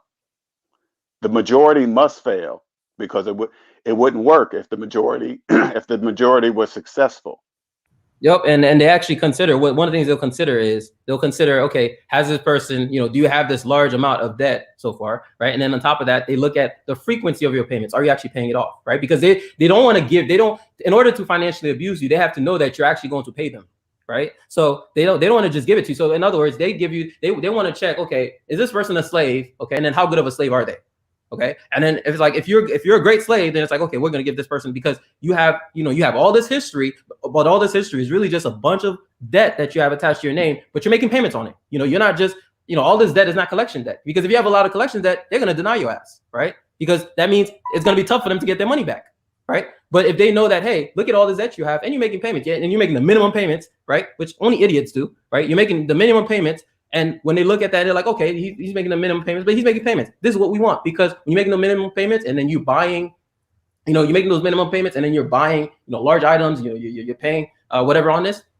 Now they know, okay, that means you're going to acquire interest. You're going to gain interest on this, and they're gonna, and then again, it compounds, right, over time. So now they get to make money off of you over time, and they're laughing all the way to the bank, right? While you think, you know, you're the smartest person ever. You know, look at all the credit cards I have. Look at how high my credit limit is. And you don't even realize your credit limit is that high, right? They've only approved you for all these cards because you've proven to them that you're easy to take advantage of. And this is a part of the math, by the way. If you know anybody who works in the financial industry, who works behind the scenes, okay, and actually doing the math on this, who writes the algorithms that runs your credit, Okay, they will tell you what I'm telling you is correct. If I am wrong, they can come on here and say that I am wrong on this. What I am telling you, it's part of the algorithm for them to figure out, are you worth taking advantage of? Absolutely. So when they get somebody who looking at his stuff, it's like, man, we're not going to be able to take advantage of him. It's almost like they're like, damn, okay, but we gotta. This is the cost of doing business. We gotta bring in this person who we can't take advantage of, and let him get his whatever benefits and perks of having No, our see, credit card. Bernard, you're going too deep. They're taking advantage of people who don't trust mathematics. You guys make it too complicated. If you don't trust math, they're going to take advantage of you because nothing exists outside the laws of mathematics except the laws of the bank. Anything that don't make mathematical sense, those were created by the banks because it doesn't make mathematical sense. And if you don't know that, they're going to take advantage of you. If you don't, like yesterday when we talked about AMC, right? Mm-hmm. If you didn't know that you can't invest money in AMC with negative dollars, the bank is going to take advantage of you, Bernard. If you believe you made a gain with negative dollars invested, they take advantage of people like that. And the thing is, because in your scenario, Bernard, right, that was a good case scenario, right? I That was just about to say that you that was a can't. good case scenario. So the problem though is that people will take that good case scenario and then they use it to generalize the point, right? And so your good case scenario where AMC made you money, quote unquote, made you money, right? And then you're able to use that and basically pay off the debt if you need to or whatnot, right? That is not that's not necessarily the norm, right? Because you could have invested in GameStop and then right at the peak and then boom, like it plummets, right? And then now, not only do you already have existing debt, but you invested whatever actual money that you had sitting in the bank, you now put it in that and you lost that. So now you're even further down the drain, right? And most people don't want to look at that. They just want to look at, you know what, Bernard made money on this, right? And because it makes you feel comfortable at night, it makes you sleep well at night. You can suck your thumb while you sleep. Well, I'll tell you an easier way. Instead of investing in AMC, you could have invested in yourself by paying your debt off and guaranteeing the interest rate that you would have been paying the credit card company would have been guaranteed you're not paying anymore. That's guaranteed. AMC was a chance. Paying off your debt was a guarantee. That's the difference. That's the difference. And the guarantee is investing in yourself. Let me ask you a question too, Bernard. I meant to ask you this yesterday. Okay. Did you come into some money to buy your house? You didn't save up the money to buy that house. I saved up some, but then there was a come into some money factor. I was working for a company that closed down, and there was a buyout policy written into the union contract. So that's where it came from. But the amount that I paid for the house was a savable amount of money, though. It was got it really dirt cheap. Bernard, you want to know how I knew? You want to know how I knew that? Because I be slave splaining. There's certain steps in order for somebody to have a paid off house, Bernard. There are certain steps that you have to do to get to save up the money to pay off the house. First, the step number one: understand that there's only one way to buy a house, and that's cash. That's the only way to buy a house. There is no other way. And in order to buy that house in cash, you have to have the money to do it. That means you can't be making card payments. You can't be making credit card payments, because if you have payments, that means you have no money to save for a house. That's how I knew to ask you that question, to say, did you come into some money to buy that house? Yeah, well, see, the odd thing is back then at that time, I completely did not do credit card payments at all. So I did have a mindset of not doing credit card payments. I ended up falling into that. Well, it's a long story. I'm not going to get into it. I was taking some chances in terms of business, and I was like, man, I did something that you're not supposed to do. Is start financing a business with a credit card. I went and got a credit card to help give me more capital for the business I was trying to start. And so that's how I ended up getting into the credit card debt. But I was a completely strict no credit card guy all the way. But you are right, though. You are right in your assumption that I did come in, even though I did have some savings, but I did come into a nice lump sum that helped me to get it done. So yeah, you are you are right in your assumption with that. Mister in the building with the super chat. He says he got the Nextel Motorola alarm from 2003. Yeah, your alarm sound real funny. So here's the thing, Bernard. By the way, so the reason I have that, there's an actual reason why I have that exact alarm. Is because it's so annoying that it forces me to take care of it. So when I put it on, like if I have to do something, it forces me to go do it, or at least it forces me. I have to go turn it off. By the way, so I can't. It doesn't just go away. I have to go. I have to physically turn it off. So that's the reason I have that. It's intentional. Alarms are very important. Alarms are, when you understand time, JB understands time, Bernard. And when you understand time is the most valuable thing on, you use a lot of alarms. I use alarms too, because it's anything that saves me time. Because one thing that unconscious slaves don't know is that they don't own the time in their life. That's why they don't know it's the most important thing. Once you understand that, you realize, oh shit, one day I'm gonna be dead. Yeah, so that means time is the most valuable thing. And so you make sure none of this waste. Most people call us a-holes, assholes, whatever.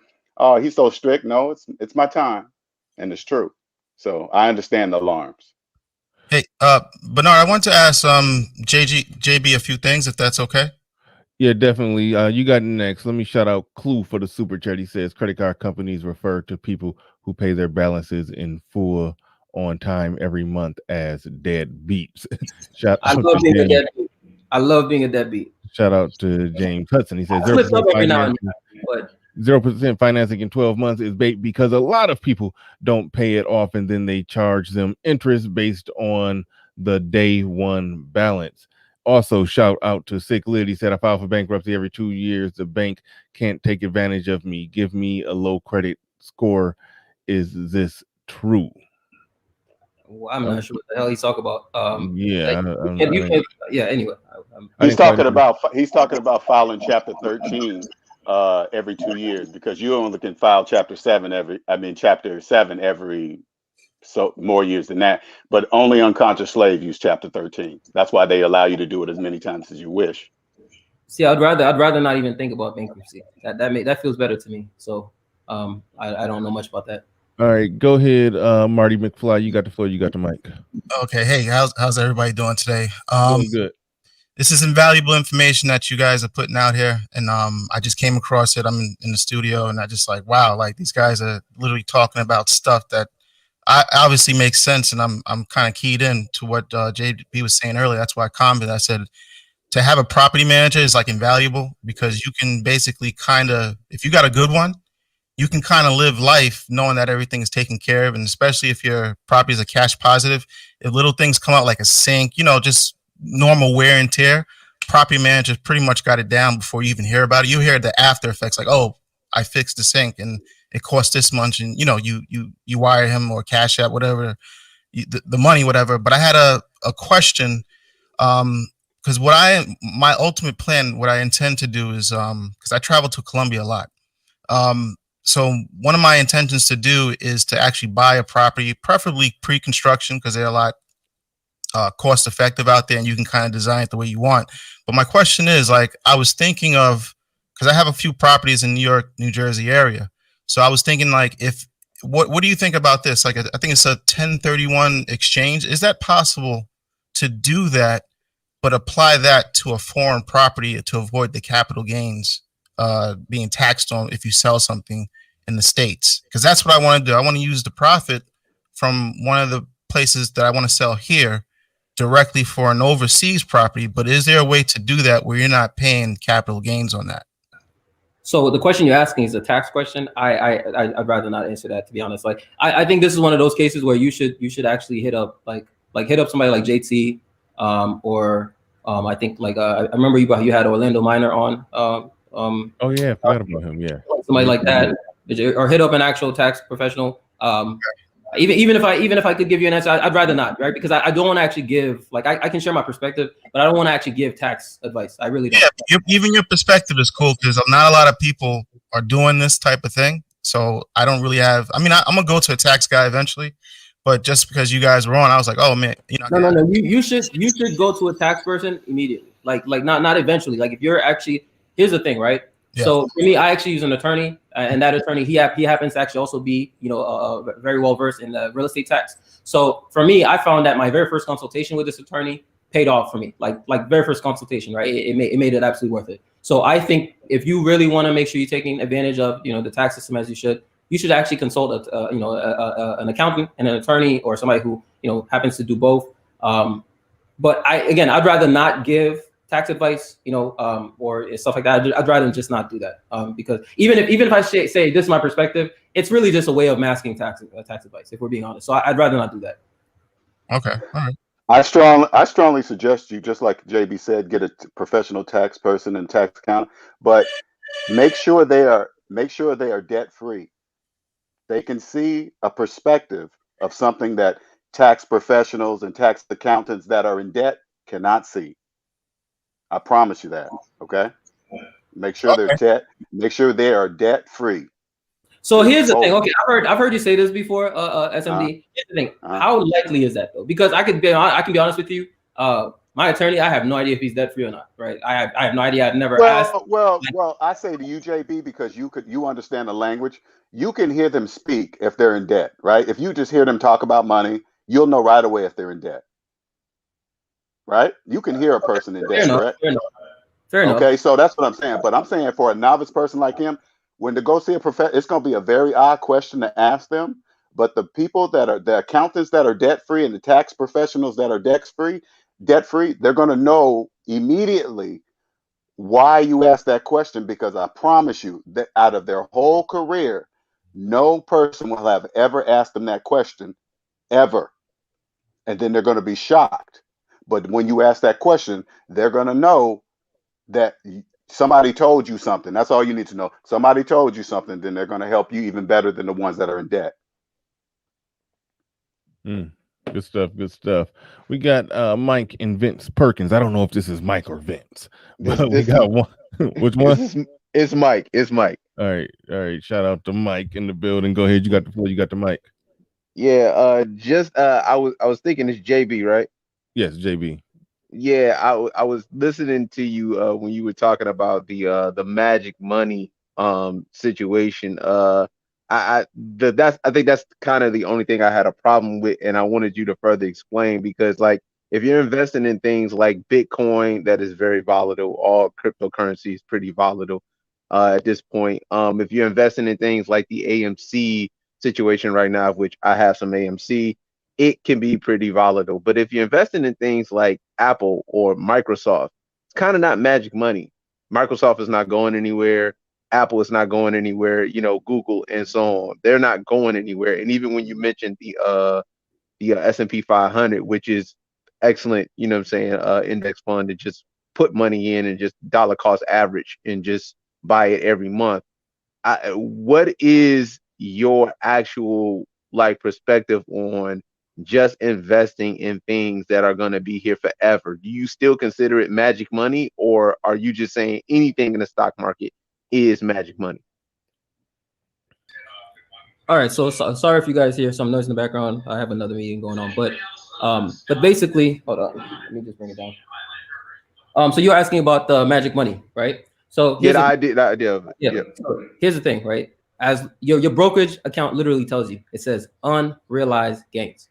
There's no way around that, right? Now, I understand your point. I don't want to be obtuse, right? I don't want to be obtuse. So I understand your point. Your point is that there are companies that, have shown, have stood the test of time, right? I understand your point. So I'm not arguing that point that you can make a sound gamble per se, right? Because we don't want to call it that. Again, one of the reasons I like SMD is because he forces you to look at reality, right? So this is one of the reasons why I think it's important to even in terms of using words like investments. Yes, we can agree that something is an investment, right? But at the same time, you have to understand that at the end of the day, it's just an educated guess that you're making, right? It may be educated, but it's still a guess. It's a gamble, right? So when you look at your account, your stock account, if you look at your brokerage, like if you use Schwab, whatever you use, and you look at your gains, there's going to be a section that says, I know Schwab does. I don't know about, I know Schwab does. I know Fidelity does. Whatever brokerage you use, there's a section that says unrealized gains and realized gains, right? It's unrealized or realized for a reason, because it's not real until you actually sell it. So, and at the end of the day, is it likely that Microsoft is just going to crash today or something? Probably not. But could it? Yes, it could. There's nothing stopping it from happening. It's just probably not going to happen. So it's still magic. Yeah, I'm just trying to get a better understanding. Like, you do understand though that if in the event like an Apple or Microsoft crashes, it's because America's economy is crashing. Yes, and that. Okay. But is that not a possibility though? It is a possibility. It is a possibility, but like because for myself, and I said this yesterday, I'm completely out of debt too. I didn't even invest until I was completely out of debt. I didn't care to do it. It just didn't make sense. You know what I'm saying? Like the example he gave for Bernard with the AMC investing negative money. I saw it just that way. But I felt like that was misleading. You know what I mean? What you were saying with regards to magic money. But I do get your point, and I just kind of wanted to understand that a little bit better. But you explained it. But again, how is it misleading if it's not money that you can actually touch? You can only touch it. You'll notice that your brokerage will only, unless you do options or stuff like that, they'll only let you use, right? They'll only let you sell, trade, etc. What you actually the shares that you actually own, right? Based on the current value of the stock, right? They'll only let you do that because they don't want you to use money that you actually like. It's not money that it's not real money yet. Right. And when it becomes real money is when you sell it and then it becomes a cash investment in your brokerage, or it becomes like it's just cash sitting in your brokerage account. Right. Yeah, I agree with that. I agree with that. But what I'm saying is that you're saying magic money as if the volatility is such that it's an actual gamble. Like a gamble and an investment have a clear difference. There's a clear difference between investing and gambling. Gambling is, I mean, we know the definition. Investing though suggests that there is going to be a return, whether it's realized or unrealized or however it goes. What I'm saying is that hold up. Apple is. Hold up. Let's stop there. Let's stop there though. Do investments ever fail? Are you there? I'm here. I'll give you an example. If I invest, let's say I invest 50K in a startup right now, is the only outcome that startup is going to go and Microsoft's going to go buy that startup for, let's say the valuation of that company is $2 million, and I invest in them right now, and I invest 50K, right, at a $2 million valuation, right? And is the only outcome that Microsoft is going to go and buy that company for 50 million, or is there a possibility that company could end up basically having to file for bankruptcy? Yeah, see, you're giving an example. No, but the example I'm giving is to make the point that you said investments assume that there's a return. Yes, but it's an assumption. It's still a guess. It can be an educated guess, but it's still a guess. It's still a gamble in the future. You don't know the future. You're not a psychic, right? So it's still a gamble. We may not want to call it that. We call it investments because it makes you feel good at night. You can suck your thumb. But at the end of the day, it's still a bet. You guys are making it very complicated. You guys are very. Now, I guess only thing that I'm saying is that the market over the last 30 years has been positive. And if you're investing in stuff like Apple, if you're investing in things like there's really not a lot of volatility overall in the stock market, for example. So that if you're investing and you're not investing in negative money, you're not in debt and investing, it's likely 95% likely that you're going to make money, because over the last 30 years, the market has gained 95% of the time. That's the only point that I'm making. Granted, something can happen, but I think it is misleading to compare the two as if like Bitcoin is the same as Apple. That's the only thing I was saying. Yeah, I don't think anybody made a point that Bitcoin was the same as Apple. What? Not saying again, unrealized gains. Saying unrealized gains for Bitcoin is the same. Like, again, if you're investing in things that are not volatile, then it's not necessarily magic money. It's not as magic money or as poof, it can be gone tomorrow as like a Bitcoin. Bitcoin has been going up and down like for the past 3-4 months. It's been going up and down, and some of the drops have been ridiculous. Well, that's not kind of happening with Apple, for example. Well, yeah, I mean, I understand what you're saying, but it just comes down to a safe gamble or a not safe gamble. Put it like that.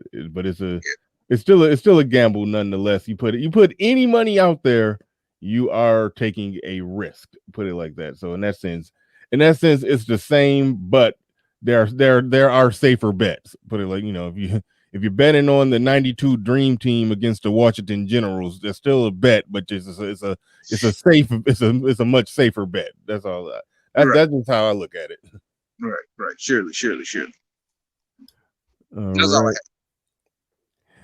Anybody else want to jump in? I think JB is deep off into his meeting. I was planning on potentially wrapping this thing up at Well, I want to 11 say something real quick to Mike, if I a.m. So could. yeah, go ahead. You got the floor. You got the mic. Well, Mike, you got to understand, man, you're debt free. Okay. The risk of investing is less for you because you're investing real money. Unconscious slaves are investing borrowed money. So the risk is less for you. Now, if you don't want to, again, I keep repeating this, especially to people who are debt free. When it's time for me to invest in the stock market, I'm going to find somebody that is debt free that understands all that stuff, because the only thing I need to understand is if he understands if he's investing real money or money that doesn't exist, negative dollars. I'm not going to take an investor. I'm not going to hire an investor that has student loans older than their children talking about they want to invest my money for me when they haven't even invested in themselves. Obviously, they got 20-year-old student loans. They clearly have not invested in themselves. You find an investment person, professional, who is debt free. If they're debt free, they're doing it because they love it and they understand the real rules. And the real rules is only invest in the guaranteed investment that has guaranteed returns. What is that? Taxes. Slaves can't see this. Slaves don't know it. And it doesn't matter. Mike, you're debt free. The only thing you need to understand is that you know it. What do you mean by invest in taxes? I can't explain it. It's called phantom income. Okay, let me give you an example. Okay, I'm gonna give you an example so you guys can kind of get it. And I'm gonna go slow so you can understand. And this is not to be an insult or anything. Okay. No, take your time. Lay All it right. out. All right. So say like there are two people that make $100,000 a year, work Okay. at the same job. One is in debt, one is not in debt. Okay. Being at $100,000, that means you are at a certain percentage in the tax bracket. Whatever that is, I have to look it up. But anyway, you guys are both at the same area of the percentage of a particular area in the tax bracket. Since one of them are debt free, one of those guys can take, I believe, a 401k. Say like they have offer 401ks at the job. You can put $19,500 into a 401k per year. Okay. Now, if say like I'm the debt-free person, I take $19,500, put it into my 401k, which goes into my retirement. Also, on top of that, I get to take $19,500 off my taxable income, which lowers me in my tax bracket, meaning that I save more money at the end of the year. The person making $100,000 can't do shit because he has no money because he's double that in debt. There is no way a person that doubled that in debt can afford to put $19,500 into their 401k. So now I got $19,500 in my retirement, and I'm taking $19,000, 19,000, whatever that adds up to. It's not really, I'm not taking full, it's a calculation, but it lowers me in my tax bracket. That's guaranteed money. I just did something that millions of people cannot do because they're slaves. I understand what he's saying right there. I do something a little bit similar. It's not a 401, but it's a 457. And yes, you can deposit that amount yearly. It also reduces your total taxable income. And then I'm pretty sure, I'm not sure what a 401k, but I know what the other one, you can actually borrow against yourself and pay yourself back. So there's no deliberations with the bank and going back and forth and hitting your credit and stuff. It's your own money. And basically you pay yourself. Are you talking about borrow from your 401k? No. The one I do is a 457. That's what I said. It's different. Gotcha. Okay. I'm not sure if you can do it with a 401k, but I know you can because I've done it with the 457. Well, when you say that, this is what I want you to hear what you're saying. You're talking about borrowing from your retirement, right? The 457, yes. That's borrowing from your future to pay for your present. If you have to borrow from your future, that means you have no money today. If you figure out why you don't have any money today, you will stop borrowing from your future. No, I understand. I'm just saying in terms like if you needed a bulk, let's say you need 100 grand. Most people don't have 100 grand on cash, just to make like just say a down payment and have money No, for I it. do know what I'm saying. I'm doing what I'm saying. I'm saying if you have to borrow, you got to figure like this. If you have to borrow that money, you got to ask yourself, how come I don't have the money?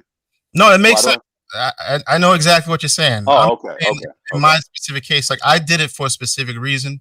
At the time, for instance, when the COVID thing came through, there was a lot of programs. One in particular, CARES Act. I don't know if you guys are familiar with that. Certainly, that wasn't a good act.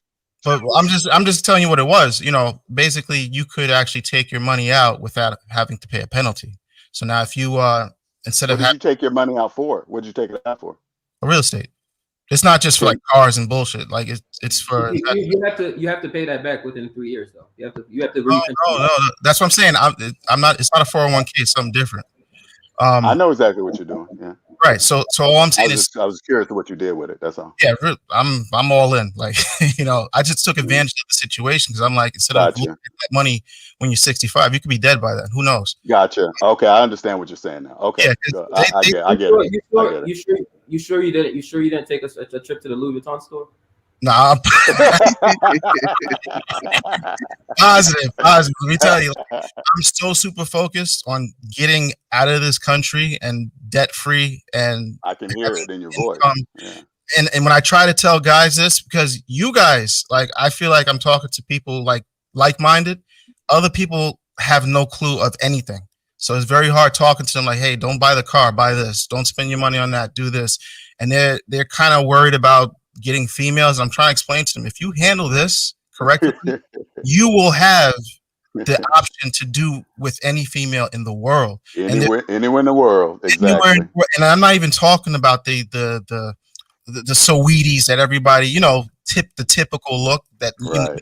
I'm talking about genuinely beautiful women that cook, clean, and actually support you. Like, it's a whole different world, but people are stuck in this matrix. And I understand because I used to be stuck in a matrix, but I had an awakening. Hmm. So once I figured out, I said, holy shit. I said, if I do this and put in, let's just say 7 years time. And what I mean by that is you save up, you know, your 20%, possibly more for renovation. You have 6 months just in case money. Like what I personally like to do with properties, I like to get into a property, especially before this whole COVID where the interest rates went down and the prices went up. It was kind of like a buyer's market.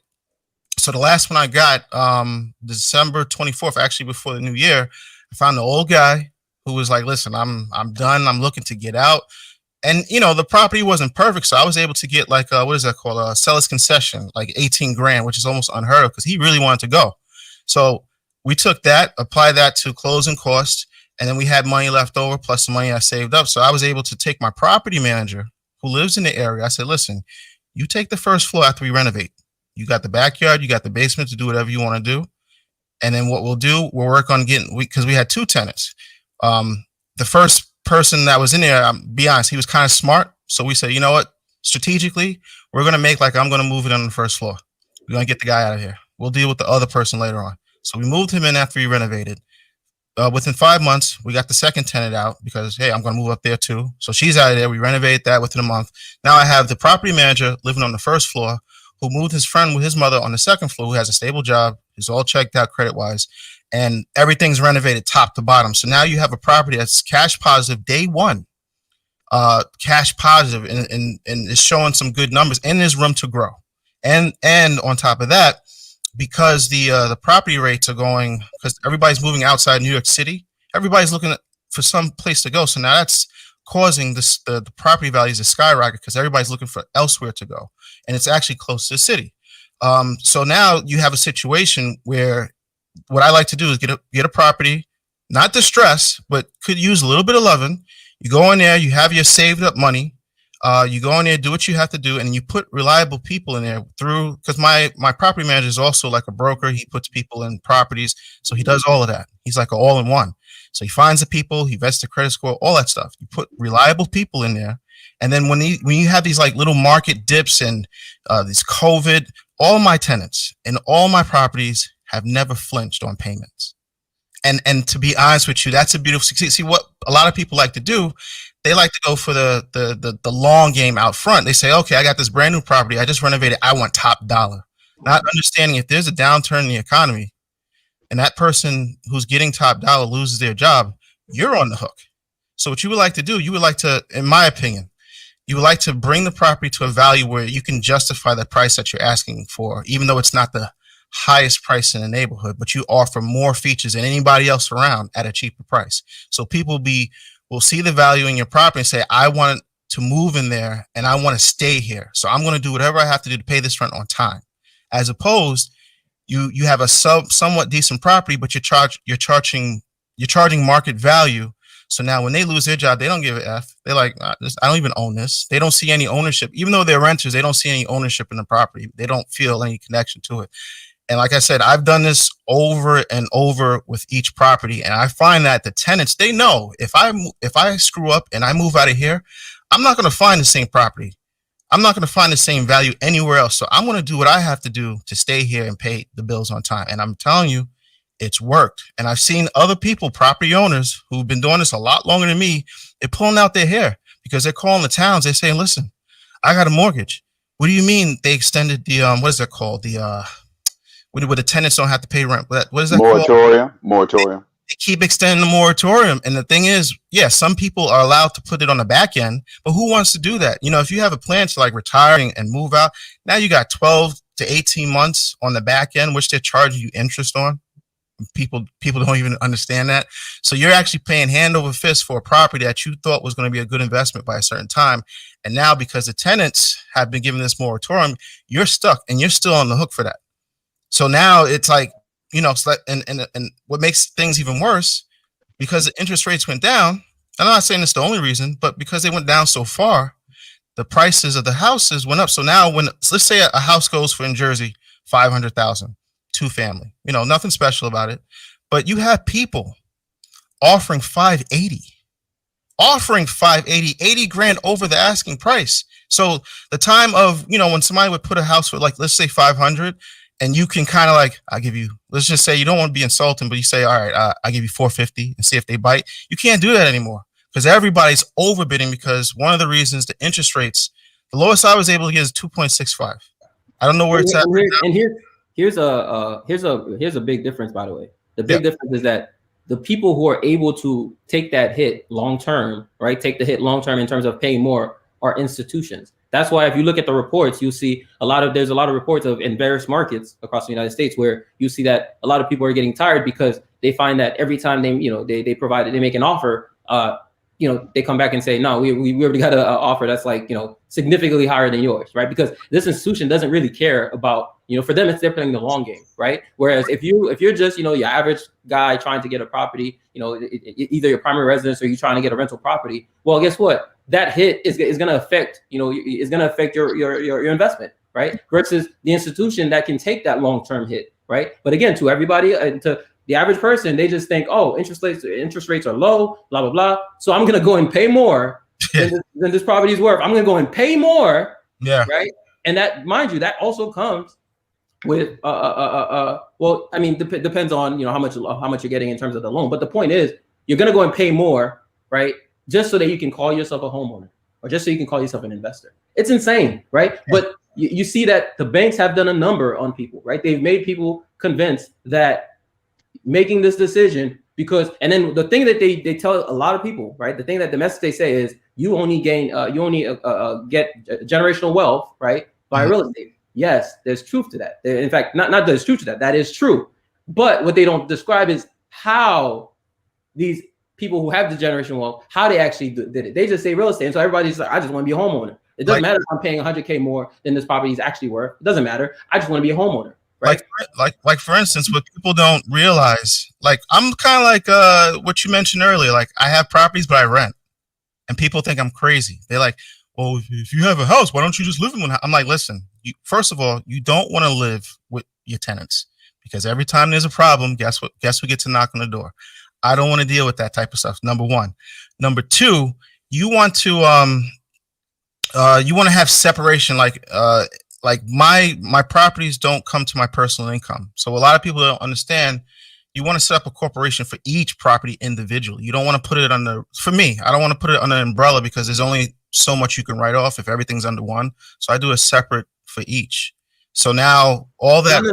Not necessarily. I mean, I get your overall point, but not necessarily. You can actually have, and also it's the tax write-offs have less to do with the actual LLC, right? That's more for protection legally, right? So it actually has less to do with the actual tax write-offs. Again, we'll talk to tax advisor, but it has less to do with that. So, and then also you can also have a series LLC. So you don't even, it could be one, you can have a series LLC where you can use that for various properties where you can basically have different series essentially per property. There's a number of ways you could structure it. This is why, again, you should go talk to an attorney. Go talk to an actual attorney who does real estate and asset protection. Okay, not just real estate, by the way, asset protection as well is very important. Okay, go talk to a real estate attorney who does real estate law and asset protection. Okay, there's overlap. There's some overlap there, but it's not just the same thing. Some real estate attorneys they're not really great at understanding like asset protection, how to really help you protect your assets. They're not really great at that. So I'm still learning. That's one thing I tell guys all the time. Like I'm after a couple of purchases, your first one is the hardest one because it's an emotional roller coaster, because between delays, renovations, things that happen, possibly stop work orders, depending on what your situation is, things can happen. But I tell people all the time, like owning property the right way, where number one, you're getting rid of the PMI, you're putting a good amount down, hopefully like 20-25% minimum. And then you have, it's producing income where you're in the green. That's equivalent to me like building a car from the ground up, like that same feeling of taking like a baby from 0 to 18. Like that's the kind of pride that you have owning your first home. Now your second home, third, fourth, and fifth, that's equivalent to like your kids, 1, 2, 3. Like the first one, you always got a special place because that's the very first one. But everyone else after that, you know what to expect. You kind of know what to do, and things become a little bit easier. You know how to structure your money. If you're not too good on saving and spending your money, you just kind of know. Like for instance, my first property, these MFs live better than me because I went in there and I gave them the works, the quartz countertop, brand new. This I walked in that place. I said, "So y'all living better than me now?" Okay. So like the first one, I kind of went all out. I spent more than I probably should. But moving forward from that point on, I hooked up with my property manager, which hooked me up to his general contractor, who's able to do everything. Like, listen, you don't have to go crazy, but we can make things look a lot more expensive than what you actually spent, and that's the key because you don't live there, so you don't want to go too crazy with it, but you do want to add quality and have a certain look. So from that point on, everything kind of smoothed itself out. And so now everything's like rinse and repeat. And I would love to have guys like just more of us, because I find that, it's always like one-offs here and there. Like it's like you, me, and we're like scattered, but if we, because like what the Jews do in like New York City, they come together and they buy blocks. They don't just buy one house here. They take over neighborhoods. Same thing with the Chinese. Now, there's different factors in that because I know the Chinese have 100-year loans and they have a whole country and economic backing them that we don't have. I get that, but the mindset.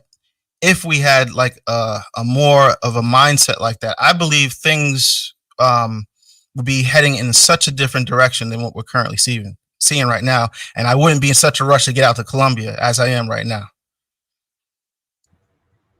No, I feel you 100%, man.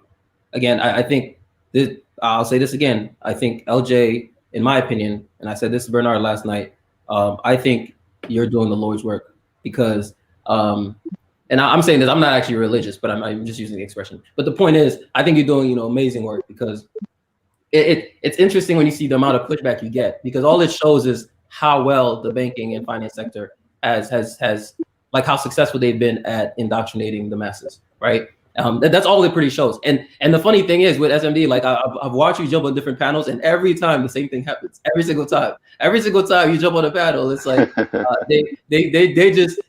just the slaves jump on and they start telling you about how they made such big decision with this mortgage and that mortgage and this car. It's like it's like God damn, like you guys have bought into this so much that you're fighting a guy who all he's telling you is be kind to yourself and don't attach a debt burden to yourself when you don't need to. right? You don't need to do that. There are other ways of acquiring wealth. And also, again, a lot of times people will talk about, these gurus, which is, again, just to bring JT's point. I keep referring to JT. He's an awesome brother. He's a real accountant, as he calls himself. Go watch his channel. Because a lot of these gurus, right, what they do is they just tell you, look at what the rich do. They don't really tell you the difference. For example, like if you look at, let's say, a lot of times they'll say, look at how these rich folks are buying these, multi-million-dollar mansions, and they're doing this. What most people don't realize is that it gets to a point where the person is so rich that when they buy these properties, it's not even so that they can actually get interest on it. It's literally just another way of storing capital, right? It's just a way for them to store capital, because that little bank account you have, it only has FDIC insurance up to $250K, right? So if that bank goes poof, right? If that bank goes poof, if you had $10 million, the bank's not gonna stop you from putting $1 billion in that account, right? But if you had if you had $10 million in there and the bank goes poof, guess what? You only protected up to $250K, right? So rich folks have a need, right, to store their capital in as many places as possible, right? So they'll do it through the stock market, through real estate, et cetera, et cetera. And so, but people will never talk about the reasons why they do certain things, or why Jeff Bezos has all these multi-million-dollar apartments that he doesn't even live in, that no one lives in, right? They're basically abandoned apartments, right? The point I'm trying to make is that stop trying to be like the rich, first of all, because you're not the rich. Okay, you're not the rich. You do not have that perspective. Okay, you're broke because if you weren't broke, you wouldn't be trying to borrow money you don't fucking have. Excuse my language, Bernard, but you don't have the money. If you could afford it, you would have the cash, right? And not to be a hypocrite, like I said, I've slaved myself, right? But at least I feel like, at least for me, I'm a better slave. I'm a good slave, at least, because at least I have the money for it. I have the money and I'm doing it strategically. Now I know, LJ may disagree with that strategy, right? And I probably would agree with him with his assertion on this, but I'm just doing it because I do want my credit score to be higher, et cetera, et cetera. But the point I'm trying to make is, you're not rich. So first of all, stop trying to tell me what the rich are doing, because you're not them. You don't understand their reasoning. You don't understand why they need to just buy this property as a way, because they have $50 million sitting around and they don't want it to be sitting around. So they'd rather pour that into a mansion, right? Just let me buy this mansion. Let me look at, how well mansions in this area has appreciated over time. Okay, at least I won't lose money. Okay, at least I won't lose money. Maybe I'll break even. Maybe I'll sell it for a profit. Who knows? But it's really just a method of storing capital, right? Hey, whereas you're just trying to be a landlord. You're trying to be a renter. You're trying to be a landlord, which is fine. You're trying to do a rental property, which is fine. But there's no reason why you need that instant gratification. Why do you have to call yourself a homeowner right now? Like, it just blew my mind reading that Wall Street Journal article. This kid is 23 years old, right? And he wants to be a quote unquote homeowner so bad that he's willing to pay above asking price. The asking price is already significantly higher than the actual value of the home, right? And he wants to pay even higher than that just so he can say, I am a homeowner. That is insane. And we don't even know if he has good credit. That's the other thing. We don't even know if he has great credit, because to really get the best interest rate, you got to be like at least, I think, was it 725 and above? Regardless, it's still insane. I agree with you, but it's still insane, right? At least if you have that down payment sitting around, that money sitting around, and you want to do it, as a business investment. Okay, you want to go through the conventional loan process and actually do it via a business and have actual separate everything, right? You're not commingling funds, right? You have an actual separate business account. You have an actual entity set up. You have an actual attorney looking at your documents. You're not just, doing everything on your own, right? At least if you have that, it's like, okay. But even then, you're still, if you're paying over the asking price and the asking price is already significantly high, it's still not a good investment. Like, if you put that into a mathematical model, you're still wrong. Yeah, you're still going to realize, again, but you're not going to put that in a mathematical model, because you're going to make that investment emotionally. Yeah, because right? there's no way to settle that debt in a long-term way, because like you said, if you're paying 80 grand over and it's already overpriced, if you do the comps in the area, let's say the asking price for houses in the area of 425, the owner's like, all right, 500, thinking that somewhere in the middle, in a normal seller situation, the owner might say, okay, this is worth 425. I'm going to put it at 500 and I'll meet somewhere in between. But with the seller's market, these idiots are coming in and saying, I have 580. And so the owner's like, what? Sure, I'll take your money. But even if you purchase that property, like you said, math, I forgot who said it, but math is the ultimate decider, because now if you purchase the property and you don't intend to live there, now you have to say to yourself, if my mortgage, let's just say on 500,000, let's just say if it's 2,500, I'm just pulling a number out anywhere. If it's 2,500 a month, you have to say to yourself, well, in the area, does the rent command enough to cover this mortgage and then some? And most likely, if you're paying way over the asking price, it's probably not. So now you, like you said, you're putting yourself in a doubled hole. Now you owe, you're upside down in terms of the worth of the house. And now you're double upside down because even if you put tenants in there, you're still probably going to have to come out of pocket just to keep the mortgage solvent. Well, the mortgage would, well, I guess it may depend on each scenario, but in the scenario you're describing though, it would still depend on, because it doesn't matter how high they sell the home, it would still depend on the appraised value, like in terms of the loan that you're actually getting. So in terms of the mortgage you're paying, in other words, you'd just be coming out of pocket with a larger amount. So unless you go and try to get the bank to give you a bigger loan or something like that, which again will most likely not work in your favor. So yeah, I mean, it's just if you just do the math, you realize you're making a poor decision. And also, again, if your competitors are institutions, right, big real estate institutions, with that are well capitalized. Okay, I'm talking about hundreds of millions of dollars, potentially billions of dollars, and for them, adding 50K, 80K, even 100K, right, to their offering, like, it's really a drop in the bucket, right? Now the math will still be the math, and so they may still encounter a loss over a certain period of time, right? But they'll always do the math in a way where it ends up working out for them in anyway, right? Because for them, they can afford to drop an extra 50K, an extra 80K, an extra 100K. You can't. So stop trying to compete with an institution. Just don't do it. It's not worth it. If your competition is an institution, okay, and they're willing to just say, I'm adding 50K to my asking, all right, to my offer, right, and then basically you come back and you say, you know what, I'm adding 50K. It's like you realize you're competing with a multi-million, potentially multi-billion-dollar institution. Are you insane? Yeah. Yeah. So and like I said, most people are not coming to the table with all these things correctly put in place. And even if they do get a house, a lot of times they wind up short selling or ending in foreclosure because it's really more than they thought it would be. And most people don't even factor in. I think most people sometimes do the FHA loan that's 3% down, and they don't factor in the repair costs. Sometimes you might have things that need urgent repair that you can't put off. So a lot of times they're hit with a lot of different things at a lot of different angles at a lot of different times fast, and it's just overwhelming. So some people, they think, oh, I buy a house, I'm good, but that's just the beginning. That's the first part of it. Once you have the house, now you got to maintain the house. And people, if you have no experience knowing what that is, even if you have tenants, dealing with tenants, knowing the town law, not, the state law, just whatever, like for instance, like to kick a tenant out in New York could take up to 18 months, depending if the tenant wants to be a dick. Jersey, it's like 30 days. So you have to know what market you're buying in, what are all the repercussions and the bad pitfalls you can fall into. But like I said, most people don't do that type of homework until it's too late. Yep. I actually know somebody in Massachusetts who had a tenant that they were trying to evict.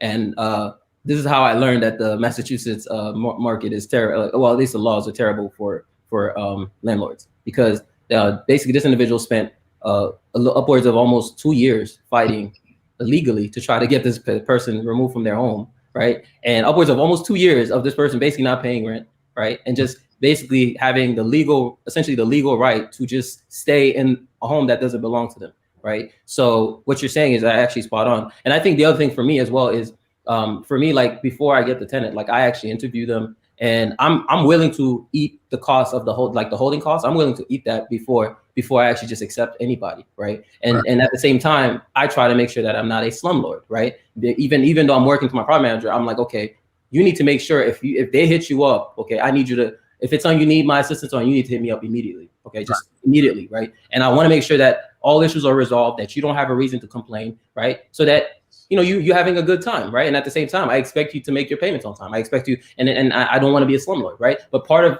me being able to do that is having this person that I can delegate that to. Yes. And so I don't have to worry about that, because if I did, I probably, to be quite honest, if I had to worry about that, I would probably be a slumlord.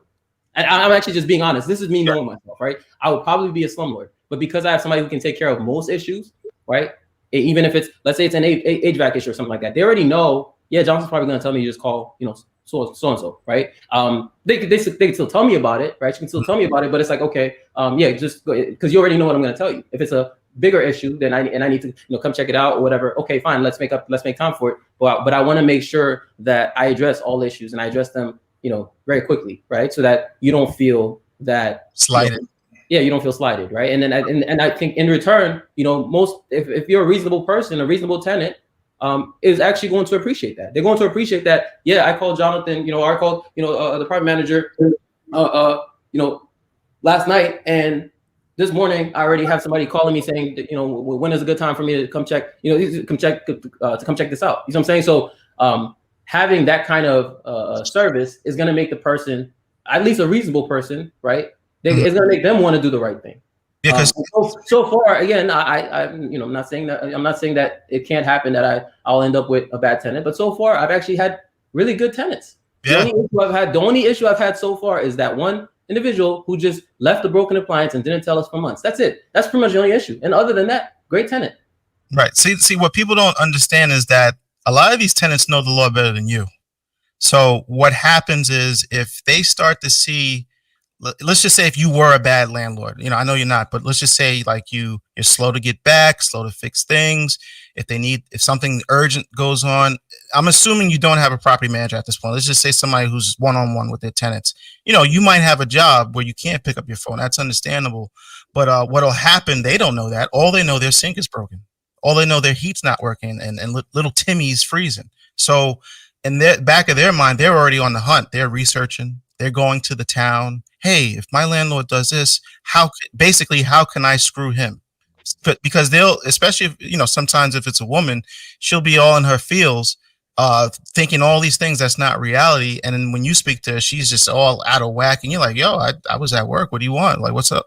So the thing is, like you said, if you have a property manager who basically lives in the area, knows the area well, has a little bit of knowledge in terms of, if something goes wrong, because he'll know who to call if he can't fix it himself, like easy.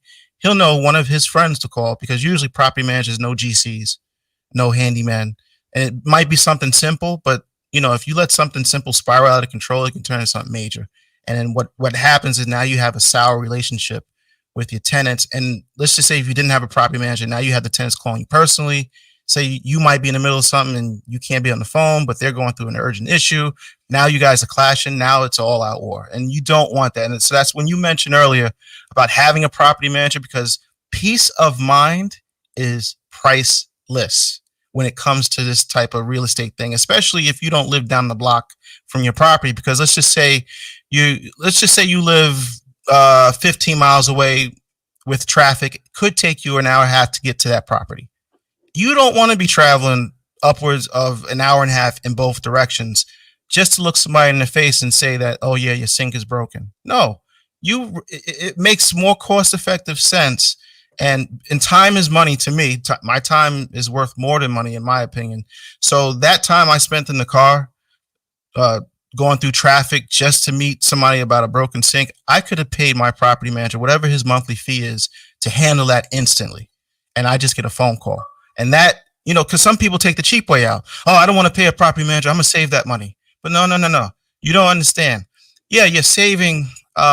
Usually property managers charge somewhere 10 to 15% of the total rent roll. So let's just say your total rent roll is $3,000. Okay, you're paying them $300 a month, give or take, to take care of your problems. So most people will say cheap wise, oh, I'm going to save that $300. I'll pay the gas and toll, whatever the case is, to go out there. But the frustration and the problems that you have to deal with one-on-one, it's just not worth it.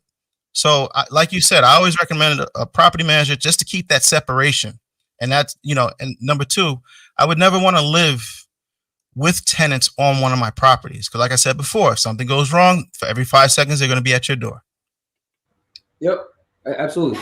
And also, you never know, again, you can interview the person, and so you would never really know who you're actually getting, right? So at the end of the day, I like the fact that I am a distance away from this person. You know what I'm saying? Like, I actually like that. I mean, again, it's a minor worry. It's a minor concern, right? Because I'm trying to interview the individual beforehand to try to see if I could, see anything that seems off or whatnot. But at the end of the day, again, What if what if it's somebody who, who is, I don't know, there's some kind of, criminal that's on the run, and I wasn't able to, see that through the background check, whatever the situation may be, right? Or whatever. The point is, the fact that for me, I also value that, is that I don't want to be in proximity to the person. I just don't. Like, I feel way more comfortable knowing that, I'm actually completely disconnected. Well, not completely, sorry. I'm disconnected from this individual. But if they do need me, which in most cases, they don't really need me specifically, they have an issue, and that issue can be resolved without me, right? And my time, I can put a value on my time. Most people, they just look at it as, oh, you don't need to do this. Like you said, you can just take that trip. But what they don't realize is it's not just one trip, right? You may actually go months sometimes without really having to do much, right? This person's paying their rent and stuff like that. And then you will have that 1 month that's just problematic. Somebody crashed into the building, somebody, whatever. And then now all this stuff has to be dealt with, insurance, etc., right?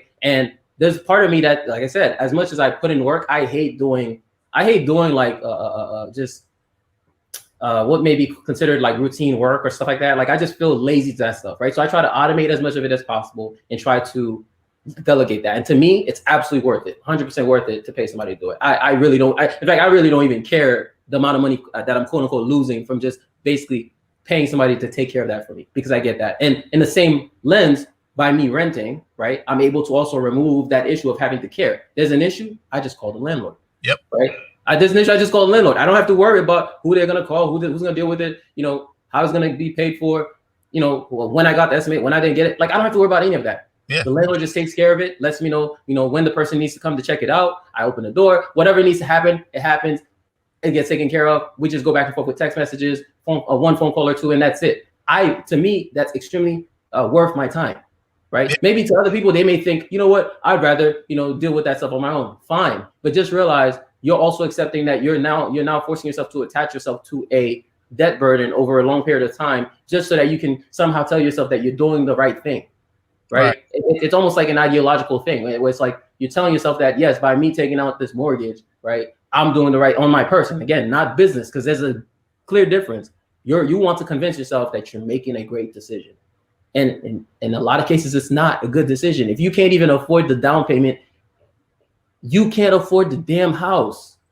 Right. And people don't want to put in the work, right? Like, everybody wants that instant gratification of being able to say, I'm this, I'm that. It's like, bro, just put in the work for the next, like you said, like earlier, you were describing something, and you notice what you said? You said, if I do this for 7 years, see, that concept of doing something for 7 years, right? It's foreign to so many people nowadays. It's like, I need to be this right now.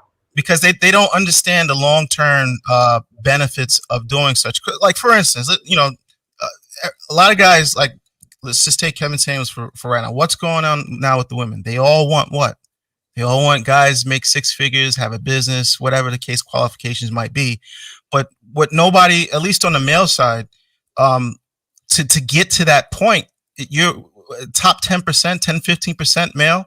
To get to that point takes the planning of 7 years. I mean, some people listen, there's always little one-offs. Somebody, scored Bitcoin, whatever. There's always little one-offs here and there. But to be practical, to get to that point sustainably, at least for 5 years and beyond, takes time. And it takes a little bit of discipline, because, yeah, I mean, let's face it, everybody wants to shine. Everybody wants the shiny belt buckles and the new car. But those are all depreciating assets. And people that really win at the end of the day are the guys, you always see, the trope of, the older guy with the young hot model. Well, how did that guy get to that point?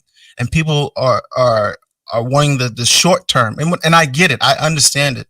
But from my travels and what I see, the people that are really enjoying life are the people that put in the work early while everybody was doing the common thing, the club, the buying the cars, this and that. All those people who are doing that, at least in my life, are literally bums now.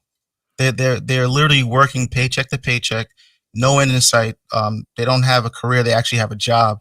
And I would say, in New York City, because everybody's talking 100,000 is the key number. And I kind of laugh at it in a way, because at least here, LA, and maybe Texas, and possibly certain parts of Florida, 100,000 is like, for one person, kind of like middle class. It's not this wealthy, because one, you're taxed on that money, especially if you don't have investments, like the other guy said. So you're being taxed at a higher rate. And more in these type of cities, rent is very expensive, depending on where you live, or pretty much in New York, everywhere is expensive. So really that 100, if you made 100,000 flat between taxes and your normal bills, you probably have discretionary income about 28,000 when it really all boils down to it. And that's just the real facts of it. So if these women think they're going to get with a guy after all the bills are done, really has 28,000 discretionary income, that's not, and especially we're talking about you, the woman, possibly 2 kids. In New York, you're looking at 350, 375. Well, even in somewhere like in Atlanta or whatnot, like 400,000 for with 2 kids and a wife, like that's unrealistic even for that's unrealistic even in Atlanta, right? So again, I think people who are actually talking about this, like I don't know, like the Kevin Samuels of the world, they actually make it clear. Like Kevin usually says, I think I hear him say like Atlanta, Houston, whatever dollars, and versus because in California, like if you go to the Bay Area. Yeah. With your 100, you try going to San Francisco with your 100K and see how much that's worth, right? Like it's just not the same, right? So you do have a point there. All right. I was supposed to be shutting it down at 11, but the where did you go? Where did you go? I didn't go nowhere. I was here. I was looking at. Well, I was looking at a lot of my Magic Money. I was watching my Magic Money fluctuate up and down. I was doing that, but How's your Monopoly money doing? It's doing all right. It's trying to make a comeback, but but yeah, man. Great. Here's a good point, Bernard. You see, if it wasn't Magic Money, would you have been staring at it so much? Well, if it wasn't Magic Money, it would be a fixed number, and I wouldn't have to stare at it. Exactly. Yeah. Exactly. See, if it wasn't fluctuating, you wouldn't. And the only reason you're watching it is to see what happens. If it ends up plummeting, what are you gonna do? What are you gonna do? I'm not gonna find an extremely tall building, but it's not gonna be tall enough to kill me, but I'm gonna break a leg or ankle at least. Well, I was gonna say you're probably gonna end up selling. That's what I was gonna say. You're probably, or you might say, you know what, you might be diamond hands with it and say, you know what, I'm gonna be diamond hands. Well, no, with AMC, yeah, AMC. If AMC drop down, I'm diamond handing AMC all the way. I'm willing to go down with the ship with AMC. So yeah, but with that one, diamond hands all the way. I'll go down with the ship. But but all right, fellas, we gotta roll up out of here, man. I'd like to thank everybody who came through today, who participated with this again, and shout out to LJ, aka Savings Minus Debt, who came back through here again. This was a de facto, well, I shouldn't even say de facto, a full-blown follow-up show, essentially to the to me and his show. Me and him definitely had a good show, and JB didn't make it on, but he wanted to get on. He wanted to talk about it. Me and him actually chopped it up off the air and had a good conversation. I was like, man, this is getting too good, man. Let's just save it for on the air. And so yeah, so we went on and made it happen. So thank you everybody who came through today. Snuggles in the building with the super chat. Okay, she's talking. Okay. Hey, you ain't from America, so you can't be talking about house slaves like that. Anyway, he is a house slave telling a field slave the master prefers him better because he has the complexion for the protection. Thank you very much, Snuggles. Appreciate the super chat. Hi, I'm Snuggles. Creepy bear. And Bernard, I just want to remind everybody, please do check out Savings Minus Debt. Oh yeah, absolutely. Check out the brother's channel. Check out JT, the real accountant. Okay. Don't just ask random strangers on the internet, including myself, about tax issues. Okay. To actually go talk to an accountant and a tax advisor. JT and Savings Minus Debt. I think both of these brothers, they need to be highlighted a lot because they're we need more people like them. We need more people like LJ really just putting it out there. Like, listen, I love the fact that he took just a complex that everybody makes complicated, a concept that everybody makes complicated, and basically just said, listen, just use your calculator. Like, to me, that's very brilliant, right? It's brilliant because you see how much pushback people have to such a simple concept. It shouldn't even be controversial, but it is. And then JT, as he would say, he's a real accountant, okay? And he actually tells you the real, he tells you about all the, the scams going on, et cetera, et cetera. So I think those two brothers, please, if you actually care about finances and financial literacy, subscribe to JT, the real accountant, and Savings Minus Debt. All right. Dark Knight mentality in the building. He says, but all we talk about is women in this space, though.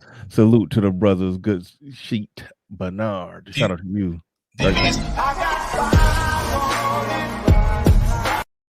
I was just gonna say, do you guys know about the EIDL or supplemental SBA?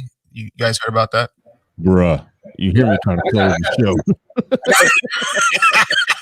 I just want to toss that in there. I know you're about to close, but it's free money out there. Don't have to pay it back. You know? I got a few emails from the SBA about that.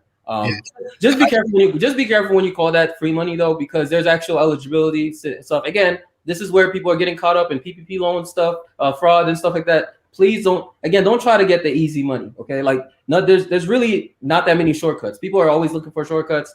Yes, there are grants, there's stuff that you could get, but just make sure you actually are eligible, because trust and believe, Uncle Sam is gonna get his. Like, so if you think you're gonna defraud the government, and I'm not saying that's what you were suggesting, by the way, but I'm just saying you gotta be eligible. You gotta fill out all the paperwork, but if people don't even know to fill it out, they're missing out. But some people are filling it out though with information that sounds correct, but it's not correct. And if it's not correct, you're committing tax fraud. So that's all I gotta say to that. But all right, we're gonna leave that one there. That's a later date. But shout out to Theo in the building. He says long-term planning plus sacrifice plus execution equals solid prosperity plus blondes. Yeah. Theo is gonna be on the show tomorrow. You know, Theo came on here stunting on us, told us how he make $50,000 a month. But back when he was making $15,000 a month, he ended up homeless from simping. He gonna tell the story of how this woman had him out on the street living in a cardboard box while making $15,000 a month. Was it a luxury cardboard box? Was she blonde? I don't know the skin tone, race, or breast size, bra size of this woman. We're gonna find all that out tomorrow. Like Dragon Ball Z. Tune in. Yeah. When he told me that he was homeless while making $15,000 a month, I was like, no, okay, you got to tell this story. And it was involving a woman. So yeah, he telling this it's gonna be a Hollywood, True Hollywood story. Y'all know the show that used to come on. We getting it all on Theo tomorrow. So shout out to Theo. Appreciate the super chat.